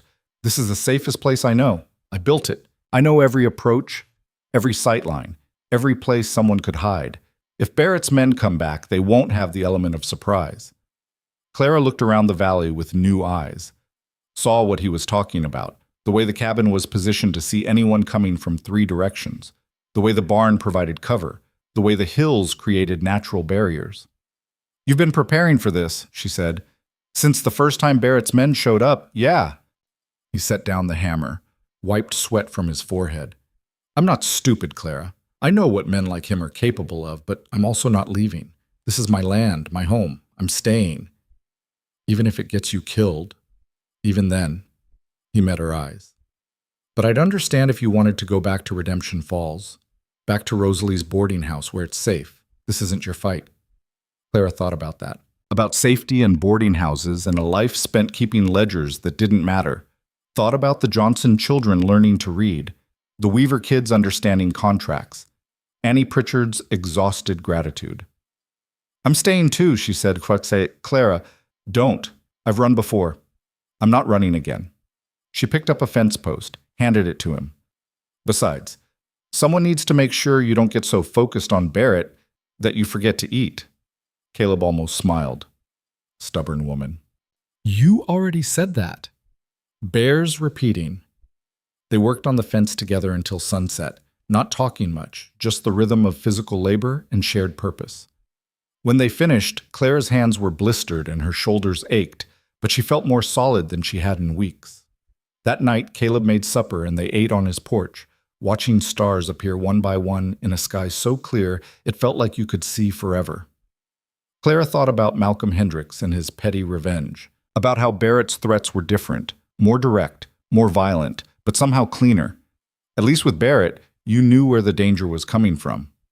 Can I ask you something? Clara said into the comfortable silence. Sure. Why didn't you fight back harder against Barrett before? You've been dealing with this for 2 years. Why not go to the law, get help? Caleb was quiet for a long moment. Nearest law is 3 days' ride. By the time they got here, anything Barrett wanted to do would already be done. And bringing in outside authority, that just escalates things. Makes it a bigger fight than it needs to be. And now? Now I'm tired of waiting him out. Now I've got people here who matter. You, the families you're teaching. Now it's not just about my stubborn pride. It's about protecting something that's actually worth protecting. Clara felt warmth spread through her chest. I matter? You really have to ask that? Maybe I do. Caleb turned to look at her. In the dim light from the cabin window, his face was all angles and shadows. You matter. The work you're doing, the difference you're making for those kids, for their families. That matters more than anything Barrett could threaten. Clara swallowed hard. Thank you. For what? For seeing it, for believing it. They sat in silence for a while longer. Then Caleb stood, stretched. I'm riding to the trading post tomorrow. Need to send some letters, pick up supplies. You need anything? Letters to who? People who might be willing to help if things get worse. Other homesteaders in the territory, folks who have their own problems with Barrett. Time to stop fighting alone. Clara nodded. Can I come with you? It's 2 days' ride there and back. I know, but I'd rather not be here alone if Barrett's men decide to pay another visit. Caleb considered that. Fair point. We leave at dawn. They left as the sun was painting the eastern sky pink and gold. The ride to the trading post was long and monotonous, following trails that were barely there through country that looked the same in every direction. Clara was getting better at riding, her body remembering the rhythm even when her mind wandered. They talked more than they had on the original journey out from Redemption Falls. About small things mostly, the weather, the crops, whether the bay gelding needed new shoes. But underneath the small talk was a growing ease, a comfort that came from shared purpose and shared danger. The trading post was a ramshackle collection of buildings at a crossroads that barely deserved the name. A general store, a stable, a rough building that served as both tavern and boarding house. A few tents scattered around for travelers who couldn't afford the boarding house or didn't want to be that enclosed. Caleb posted his letters while Clara bought supplies, coffee, flour, salt, things that couldn't be grown or made. The storekeeper was a wiry man named Tucker who knew Caleb and eyed Clara with undisguised curiosity. This the teacher I heard about? Tucker asked Caleb. This is Clara Whitmore. Clara, Tucker runs the only honest establishment within 50 miles. Honest enough, Tucker said. Heard you're teaching the Valley kids. I am. Brave woman, or foolish, haven't decided which. He wrapped her purchases in brown paper. Heard Barrett's not happy about it. Clara's stomach tightened. Word travels fast. Always does. Barrett came through here last week, asking questions about a woman teaching in his territory. Told him it's not his territory, it's open range, and if folks want to hire a teacher, that's their business. Tucker handed her the packages. He didn't like that answer. What did he say? That he'd handle it his own way, that outsiders don't get to decide how things work in his territory. Tucker's expression was serious. You watch yourself. Barrett's got a long reach and a short temper. They left the trading post with more supplies and more worry. On the ride back, Clara couldn't shake the feeling that they were being watched. Probably paranoia, but out here paranoia kept you alive. Halfway home, they stopped to water the horses at a creek that was barely more than a trickle. Clara was refilling the canteens when Caleb went still, staring at something upstream. What? Clara asked. Someone's been here recently. Multiple horses, shod, and they were watering them the same direction we're headed. Clara felt ice in her veins. Barrett's men? Maybe, or just travelers. But his hand rested on the rifle strapped to his saddle, casual but ready. They rode more carefully after that, Caleb watching the trail ahead and behind, Clara trying not to jump at every sound. When they finally crested the rise overlooking the valley and saw the homestead intact, buildings still standing, no smoke or obvious destruction, Clara felt muscles unclench that she hadn't realized were tight. But as they rode closer, something felt wrong. The chickens were scattered, the barn door was open when it should have been closed. Caleb's hand went to his rifle. Stay behind me, he said quietly. They approached the cabin slowly. Nothing seemed damaged, but the door was ajar. Caleb dismounted, gestured for Clara to stay on her horse. He checked the cabin methodically, then the barn, then came back shaking his head. Nothing's gone.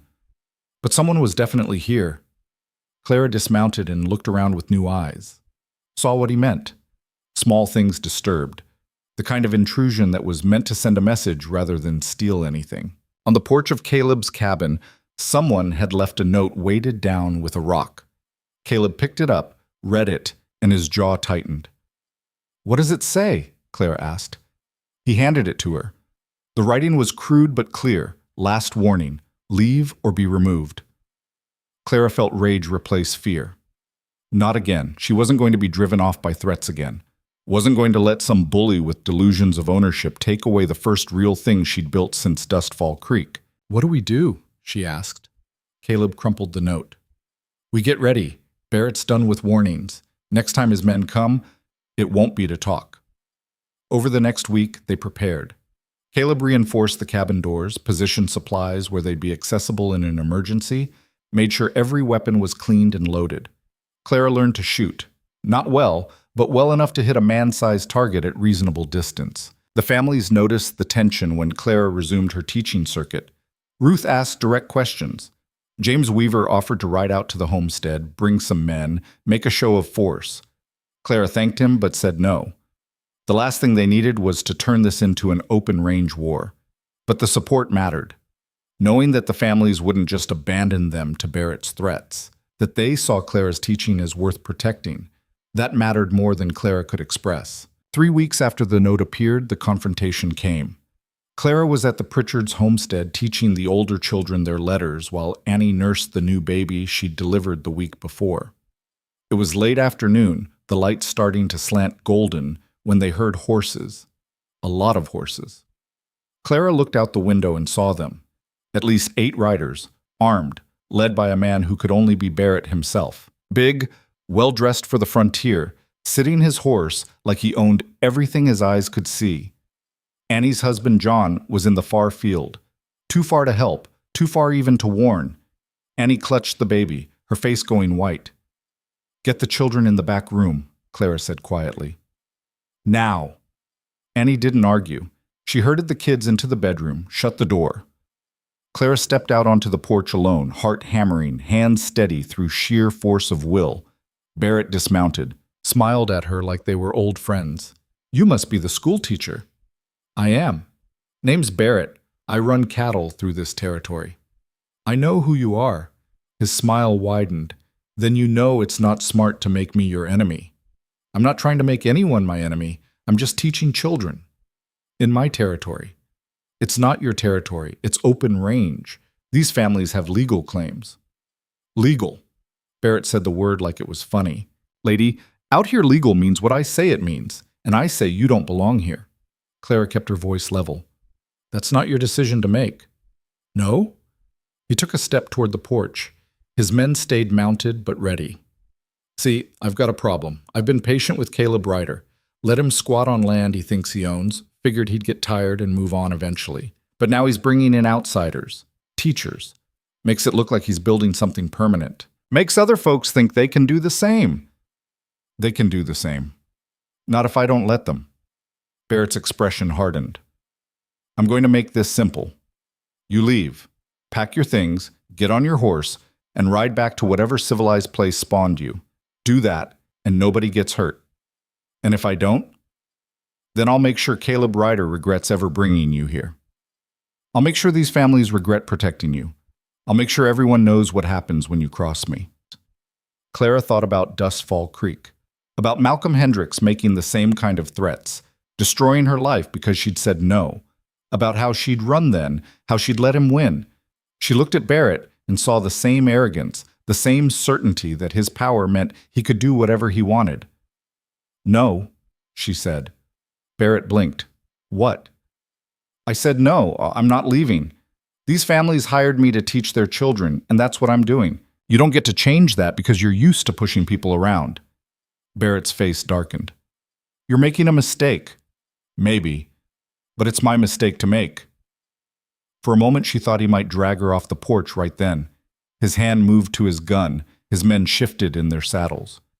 Clara stood her ground, wondering if this was how her story would end, shot on a homestead porch for refusing to run. Then John Pritchard came around the corner of the cabin, rifle in hand, and Barrett reconsidered. Not out of fear.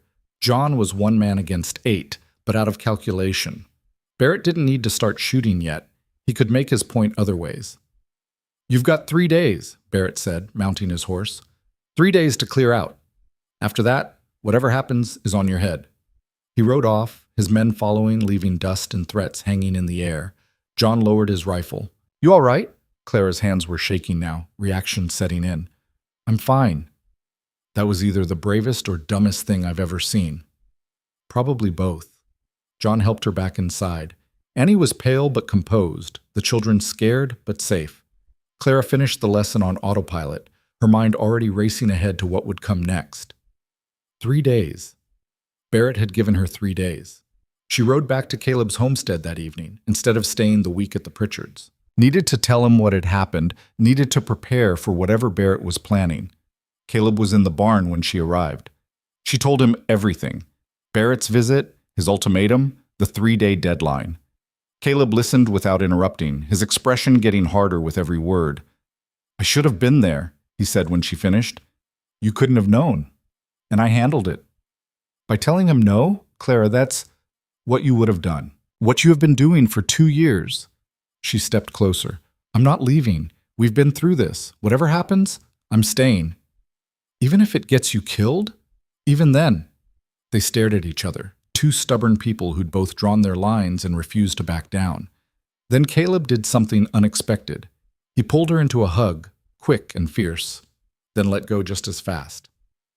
We'll figure it out, he said, together.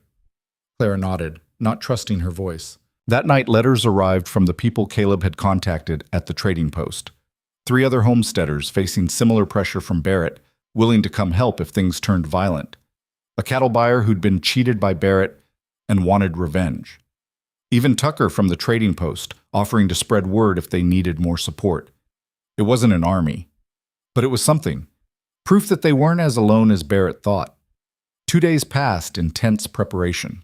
On the morning of the 3rd day, riders appeared on the horizon. But they weren't Barrett's men. It was James Weaver, Ruth Johnson's husband Daniel, John Pritchard, and 5 other men Clara didn't know, all armed, all determined. Heard Barrett gave you an ultimatum, James said to Caleb. Figured you could use some company when the deadline hits. Caleb's expression shifted. Surprise? Gratitude? Something deeper. You didn't have to do this. Yeah, we did. Clara's teaching our kids. You're helping this territory grow. Barrett doesn't get to run us off our own land. Daniel dismounted, checked his rifle. Besides, we're tired of his bullying. Time someone stood up to him. Clara felt tears sting her eyes. These people barely knew her. They were risking their lives, their families, their homes, because they believed in what she represented. Because she mattered. The men positioned themselves around the homestead, made it clear to anyone watching that Caleb wasn't alone anymore, that this valley had people willing to fight for it. Noon came, then afternoon. Sunset approached, and still no sign of Barrett. Maybe he backed down, Ruth said. She'd come with Daniel, insisted on being there. Maybe, Caleb said. But he didn't sound convinced. They kept watch through the night, taking shifts, staying alert. Clara tried to sleep and couldn't, too wired on fear and adrenaline and the strange hope that maybe, just maybe, they'd called Barrett's bluff. Dawn broke clear and cold. The men were exhausted, running on coffee and determination. Clara was making breakfast for everyone when they heard it. Horses. Lots of them. Everyone grabbed weapons and took positions. Clara's heart hammered as the riders came into view. At least 20 of them, Barrett at the front. But he didn't attack. He just sat his horse at the edge of the valley, looking at the men positioned around the homestead, at the show of unity and force. The silence stretched, taut as wire. Then Barrett turned his horse and rode away. His men followed. They'd won. Not through violence, but through stubborn refusal to be moved and community willing to stand together. The men started cheering. Clara sagged against the porch post, legs weak with relief. Caleb walked over, stood beside her. It's not over. He'll try something else eventually. I know, but we won today. Yeah, we did.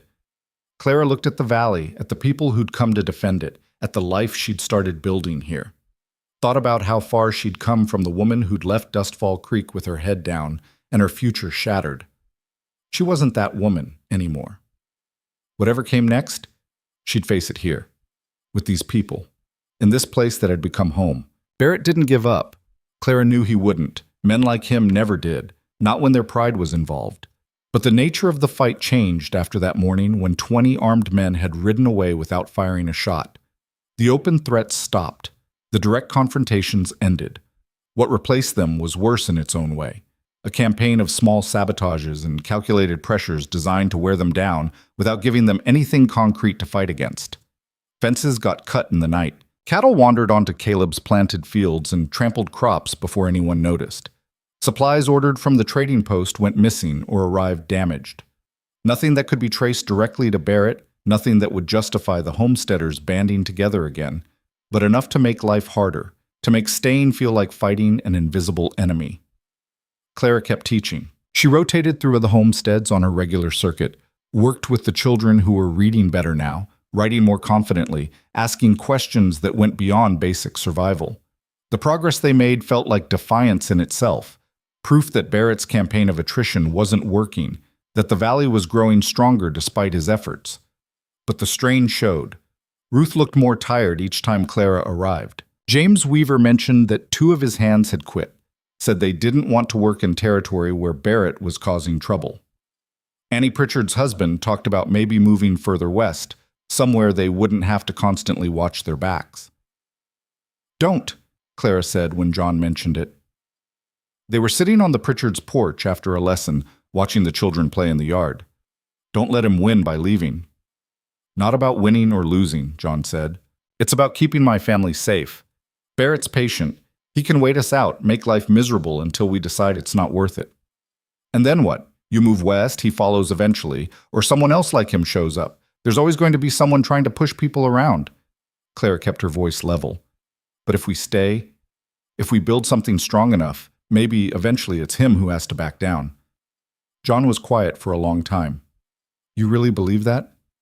"I have to. Because if I don't, then what was the point of any of this?" 3 weeks after Barrett's retreat, Clara received a letter forwarded from Redemption Falls. The handwriting was unfamiliar. The postmark was from Dustfall Creek. Her stomach dropped as she opened it. The letter was from Beth Harmon. Clara almost threw it away unread, but curiosity won out. "Dear Clara, I hope this letter finds you well. I heard from the stage driver that you'd settled somewhere west of Redemption Falls, and I wanted you to know what's happened here since you left. Malcolm Hendricks is gone. 2 months after you departed, he got drunk at the saloon and started bragging about what he'd done to you, about how easy it had been to destroy your reputation. Someone overheard and told the school board. They investigated properly this time and found 3 other women he'd done similar things to over the years. The sheriff arrested him for fraud and making false statements. He's in the territorial prison now, awaiting trial. The school board asked me to write to you. They want to offer you your position back, with a formal apology and reimbursement for the wages you lost. The schoolhouse has been empty since you left. The children ask about you constantly. I know I have no right to ask anything of you after how I failed you when it mattered, but I hope you'll consider coming back. We need you. The town needs you, and you deserve the vindication of returning to the place that wronged you. With sincere regret and hope, Beth Harmon." Clara read the letter 3 times, standing in her cabin, hands shaking. Vindication. The word tasted strange, like something she'd given up hope of ever having. Malcolm Hendricks in prison. The truth finally exposed. The offer to return with her reputation restored. Everything she'd wanted 6 months ago. Everything she'd thought she needed. She set the letter down and looked around her small cabin. At the teaching supplies organized on the shelf. At the slates covered in children's handwriting that she'd kept because they showed progress. At the window that looked out over a valley she'd come to know as well as her own heartbeat. She thought about Samuel Johnson reading full paragraphs now without stumbling. About Elizabeth Weaver redesigning the ranch's entire record system. About Thomas writing letters to his grandmother back east that were actually legible. About little Mary who could spell better than her 8-year-old brother. She thought about Caleb. The thought came unbidden, but it didn't surprise her. Over the months, something had shifted between them. The careful distance they'd maintained had given way to something warmer, more complicated. Shared meals turned into long conversations. Working side by side became a comfort rather than just practicality. The way he looked at her sometimes, like she was something worth protecting not out of duty but out of something deeper, that had started to mean something. She folded the letter and put it in the drawer of her small desk. She'd think about it. She'd consider the offer. But even as she told herself that, she knew the answer. She wasn't going back. That evening, she showed Caleb the letter. They were sitting on his porch, watching sunset paint the valley in shades of gold and crimson, drinking coffee that had gotten better since Clara had started making it. Caleb read it slowly, his expression unreadable. When he finished, he handed it back without comment. "Well?" Clara asked. "Well, what? What do you think?" "I think it's your decision." He stared out at the valley. "But I think you should know that if you go back, you'll be missed here. The families, the children, they've come to depend on you." "Just the families and children?" He looked at her then, and something in his expression made her breath catch. "No, not just them." Clara set down her coffee cup. "I'm not going back. You should think about it first. This is vindication. This is everything you wanted. It's what I wanted 6 months ago, before I came here, before I built something that actually matters." She leaned forward, willing him to understand. "Dustfall Creek can find another teacher. Out here, I'm not just teaching children to read. I'm helping build a community that's worth fighting for." "Barrett's not going to stop, Clara. He's just getting started. Going back to Dustfall Creek would be safer." "I don't want safer. I want this." She gestured at the valley, at the homestead, at the life they'd been building together. "I want to stay." Caleb was quiet for a long moment. Then he said, "There's something I need to tell you." Clara's stomach tightened. "What?" "I've been in contact with the territorial governor's office, filed formal complaints about Barrett's harassment, about the sabotage, about his attempts to run legal homesteaders off their land. Sent documentation, witness statements, everything I could put together." "When?" "Started right after his men came here the first time. Finished sending the last batch of evidence 2 weeks ago." He finally looked at her. "The governor's sending investigators. They should be here within the month." Clara felt hope and fear twist together. "You think they'll actually do something?" "Barrett's been operating like he owns this territory for years, but he doesn't own it legally. He's been running cattle on open range, intimidating people with legal claims, sabotaging property. If the investigators do their job, there's enough evidence to charge him with 6 crimes. And if they don't do their job, then we keep fighting, same as we have been." Clara nodded slowly. "You didn't have to tell me. You could have just let me think staying here meant endless conflict with Barrett. I needed you to make the decision based on what you actually want, not based on fear of what might happen." Caleb's voice was steady. "So, knowing that there might be legal resolution coming, knowing that staying might not mean constant fighting, does that change your answer about Dustfall Creek?" Clara didn't even hesitate. "No, I'm staying regardless." Something shifted in Caleb's expression. Relief, maybe, or hope, or something that looked like both. "Good, because I've gotten used to having you around." "Just used to it?" "More than used to it." He stood, offered her his hand. "Come on, I want to show you something." She took his hand and let him lead her away from the cabin, toward the northern edge of the cleared land where the valley started to rise into hills. They climbed a gentle slope as the last of the sunset faded into twilight. At the top, Caleb stopped. "This is what I wanted to show you," he said. Clara looked. From here, she could see the entire valley spread below, the cabins, the barn, the fields, the creek catching the last light. Beyond that, she could see smoke rising from the Johnsons' chimney, a tiny point of light from the Weaver's place to the west. The whole territory they'd been fighting for, small and fragile and beautiful. "This is what we're protecting," Caleb said quietly. "Not just my homestead. All of it. The families, the children, the future we're trying to build here." Clara felt tears sting her eyes. "It's worth protecting." "Yeah, it is." He was quiet for a moment, then said, "When this is over, when Barrett's dealt with and the territory's secure, I'm going to build a proper school. Here, on this rise. Central enough that all the families can reach it, high enough to catch good light. A real building with desks and a chalkboard and everything you need to teach properly." Claire's throat tightened. "Caleb, I want you to run it, as the permanent teacher with a proper salary and a permanent position. No more rotating between homesteads. A real school for a real community. That's a big investment. It's the future. Our future. If you'll stay." Clara looked at him, at this man who'd ridden out to help a stranger, who'd brought her to his homestead when she had nowhere else to go, who'd stood beside her against Barrett's threats and never once suggested she wasn't worth the trouble. "I'll stay," she said. "Not just for the school, for all of it." Caleb smiled, rare and genuine. "Good. Because there's one more thing I've been meaning to ask you." "What?" "When we're done fighting off cattle thieves and building schools and making this territory into something permanent, would you consider making it permanent with me? Not just as the school teacher, as my wife." The words hung in the cooling air, tentative and hopeful. Clara's heart hammered in her chest. 6 months ago, marriage had been a trap, a threat, something Malcolm Hendricks had weaponized against her.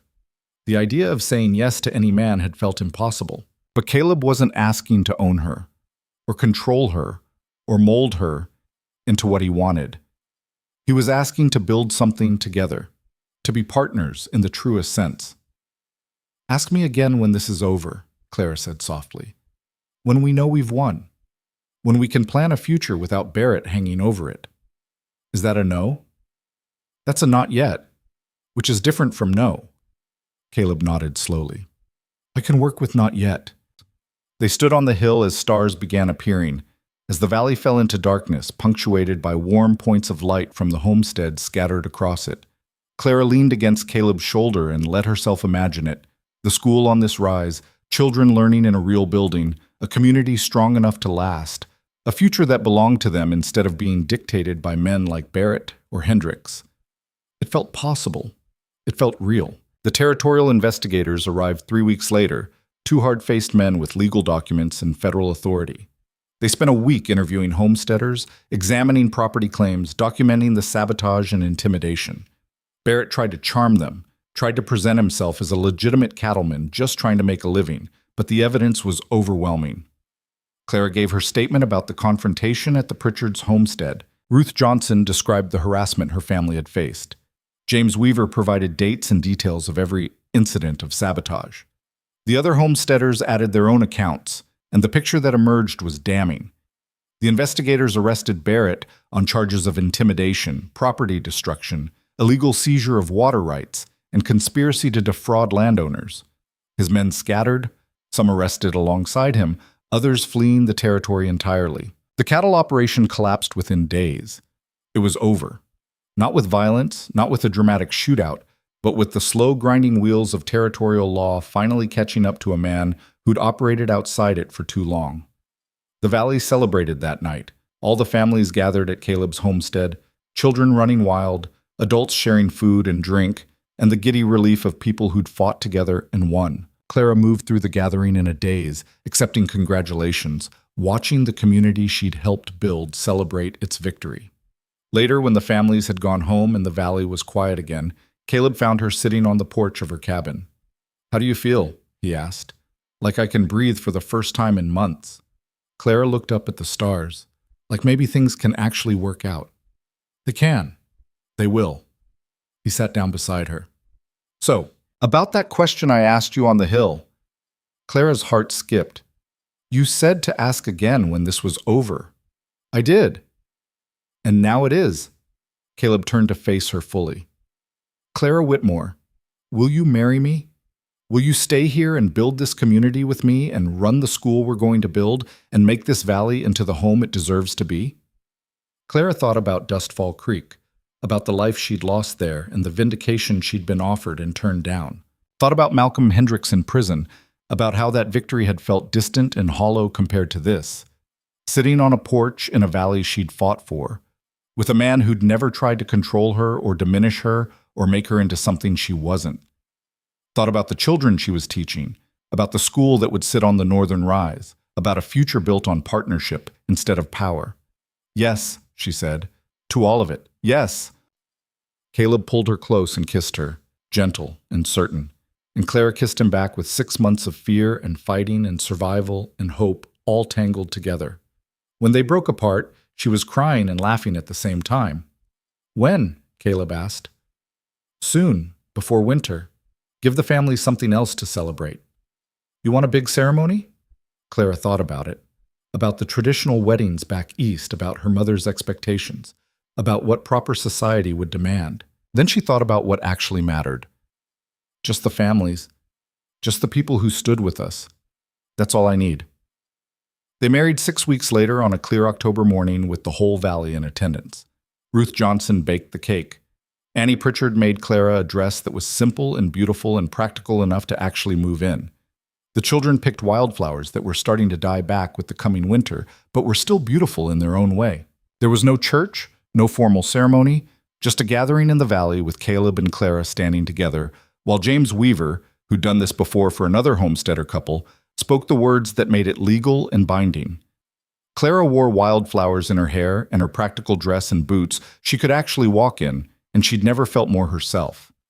When James pronounced them married, the valley erupted in cheers. The children danced. The adults toasted with whiskey someone had brought from the trading post. Clara looked at Caleb, her husband now, that word still strange and new, and saw the same quiet joy she felt. They danced to music from a fiddle John Pritchard produced from somewhere, his playing rough but enthusiastic. Clara, who'd been taught proper waltzes back in Philadelphia, let Caleb lead her in something that had no formal steps, just two people moving together under an open sky. Happy? Caleb asked. Terrified, hopeful, happy. All of it at once. Good. That sounds about right. The celebration lasted until sunset, until the families started heading home to tend their own places, until it was just Clara and Caleb standing in their valley watching the last of the light fade. They walked to Caleb's cabin, their cabin now, hand in hand, and Clara felt the weight of the last 6 months finally lift. She'd left Dustfall Creek broken. She'd arrived in this valley barely holding herself together, and now she was married, settled, planning a school that would serve children for years to come. Not because she'd been rescued, not because someone had fixed her life for her, but because she'd refused to quit, refused to let the bastards win, refused to believe that one man's lies defined who she was. Winter came early that year. By November, snow was covering the valley, making travel between homesteads difficult. Clara and Caleb spent the cold months planning the school, sketching designs, making lists of materials they'd need. Caleb ordered books from back east, primers and readers and arithmetic texts, a luxury most frontier schools couldn't afford. In the spring, they started building. The whole valley helped, the men raising walls and roof, the women organizing supplies and food for the workers, the children clearing the site and fetching tools. It took 3 months of hard work, but by August, the school stood on the northern rise exactly as Caleb had envisioned it. One room, well built, with windows that caught the light, and a wood stove for winter and desks that Caleb and James had made together. A chalkboard Clara had ordered from the trading post, shelves for the books that were still arriving in shipments. A bell on the roof that could call children from across the valley. Clara stood in the empty schoolroom the day before it was scheduled to open and felt tears sting her eyes. This was hers. Not given to her, not granted by some board that could take it away again. Built by her community, designed around her needs, permanent in a way nothing in her life had ever been before. "You ready for this?" Caleb asked from the doorway. Clara turned to him. "I've been ready my whole life." Opening day brought 15 children, more than she'd expected, including 2 new families who'd settled in the valley after hearing about the school. Clara stood at the front of the room, looking at these children whose families had fought alongside her, who represented everything they'd been trying to build, and felt something click into place. This was what teaching was supposed to be, not performing for school boards or navigating town politics or trying to please people who were looking for reasons to disapprove. Just children and learning and the simple, profound work of helping young minds grow. "Good morning," she said. "Good morning, Mrs. Ryder," they chorused back. Mrs. Ryder. That was still new, still strange. But hearing it from these children in this school, in this valley, it felt right. She taught them reading and writing and arithmetic. She taught them geography using maps Caleb had found, history through stories that made the past feel real, science through observation of the world right outside their windows. She taught them to question and think and challenge assumptions. She taught them the way she'd always wanted to teach, without fear of offending someone's sensibilities or violating someone's expectations. The first year of the school's operation flew by in a blur of lessons and growth, and watching children develop into confident learners. Samuel Johnson, 14 now, started helping teach the younger children. Elizabeth Weaver got so good at mathematics that Clara started teaching her advanced concepts just to keep her challenged. 3 new families settled in the valley specifically because they'd heard about the school, bringing more children, more students, more proof that what they were building mattered. In the spring of the school's second year, Clara realized she was pregnant. The news felt like both a natural continuation and a new beginning. She told Caleb over breakfast one morning, just stated it plainly, and watched his face transform with joy and terror in equal measure. "You're sure?" he asked. "I'm sure." "When?" "Late fall. November, maybe December." Caleb set down his coffee cup very carefully. "We should get a doctor out here. Make sure you're taken care of. There's a midwife 2 valleys over. Ruth Johnson knows her. That'll be enough." They sat in silence for a moment, this new reality settling over them. Then Caleb said, "Margaret would have liked you, would have liked knowing that her story helped bring you here." Clara reached across the table and took his hand. "I wish I could have known her." "Me too." The pregnancy was harder than Clara expected. Morning sickness lasted well into the second trimester. Teaching became a challenge when she could barely stand for more than an hour at a time. But the Valley families rallied. Ruth helped with the younger children. Elizabeth Weaver stepped up to teach mathematics when Clara was too exhausted. Parents rotated helping with the school day when Clara needed rest. They took care of her the way she'd taken care of their children, the way community was supposed to work. The baby came in early December during a snowstorm that trapped the midwife 10 miles away. Ruth Johnson delivered her instead, calm and competent, while Caleb paced outside and the wind howled. It was terrifying and painful and messy, nothing like the sanitized version Clara had been told to expect. But when Ruth placed the baby in her arms, a daughter, small and perfect and screaming with indignation, Clara felt something fundamental shift in her understanding of the world. They named her Margaret, Maggie for short. The school closed for 2 weeks while Clara recovered. When she reopened it, she brought Maggie with her, set up a cradle near her desk where the baby could sleep while Clara taught. The children were fascinated, the older girls fighting over who got to hold her during breaks.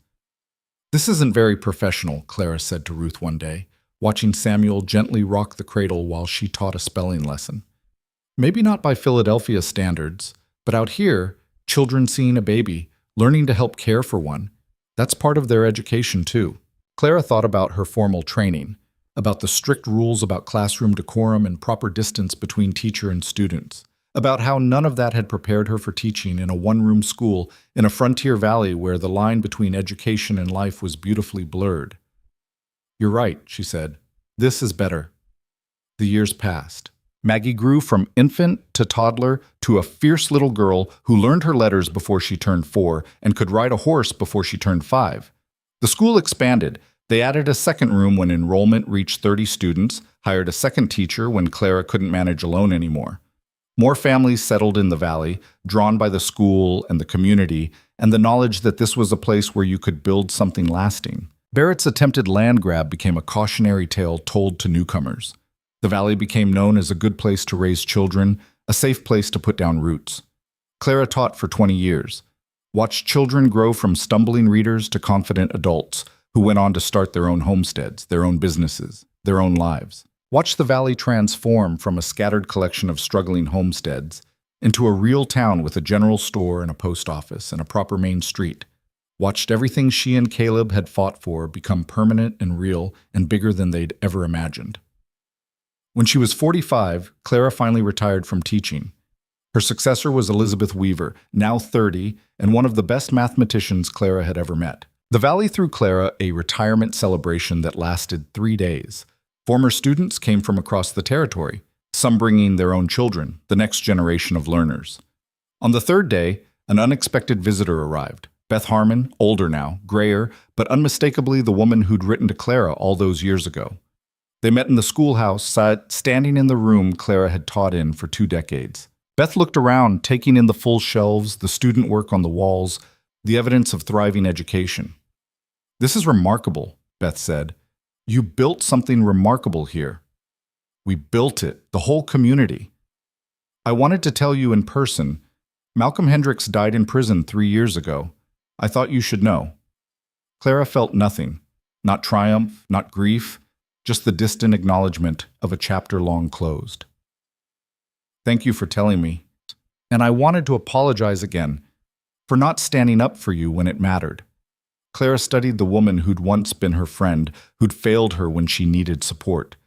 She thought about carrying that anger for 20 years, about whether it would serve any purpose now. I forgive you, Clara said, and meant it. What happened in Dustfall Creek made me who I am, made me come here, made all of this possible. I wouldn't change it even if I could. Beth's eyes filled with tears. You're a better person than I am. No, I'm just someone who learned that holding on to anger doesn't hurt the people you're angry at. It only hurts you. They talked for an hour, trading stories of the years that had passed. When Beth left, promising to write, Clara felt lighter. That old wound finally healed completely. Clara lived another 30 years, watched Maggie grow up and become a teacher herself, taking over the school Clara had built, watched her valley become a town with paved streets and electric lights, and a telephone line to the county seat. Watched the frontier become something settled and permanent. Caleb died first, peacefully in his sleep at 73. Clara mourned him deeply, but without regret. They'd had 40 years together, built a life that mattered, raised a daughter who carried on their work. It was more than enough. Clara died at 75, in the cabin Caleb had built for her all those years ago. Maggie was with her, and Ruth Johnson's granddaughter, and half the town she'd helped create. She died knowing that the school would continue, that the valley would thrive, that the community they'd fought for would outlast all of them. Her last thought was of a younger version of herself, walking out of Dustfall Creek with nothing but a trunk and a shattered reputation and $43 sewn into her coat. She wished she could tell that woman that it would be all right, that the frontier could be harsh, but it could also be fair, that sometimes losing everything was the first step to finding what actually mattered, that stubbornness and skill in refusing to quit could build something that would last long after you were gone. The valley buried her on the northern rise next to Caleb, overlooking the school she'd run for 20 years. Her headstone was simple: Clara Whitmore Ryder, teacher, builder, beloved. And in the schoolhouse below, generations of children continued to learn and grow and dream, taught by teachers who'd been taught by teachers Clara had trained. Her legacy, spreading outward like ripples in still water, touching lives she'd never meet in a future she'd helped create. She'd come to the frontier broken. She'd built herself into something unbreakable. And that was more than vindication. That was victory.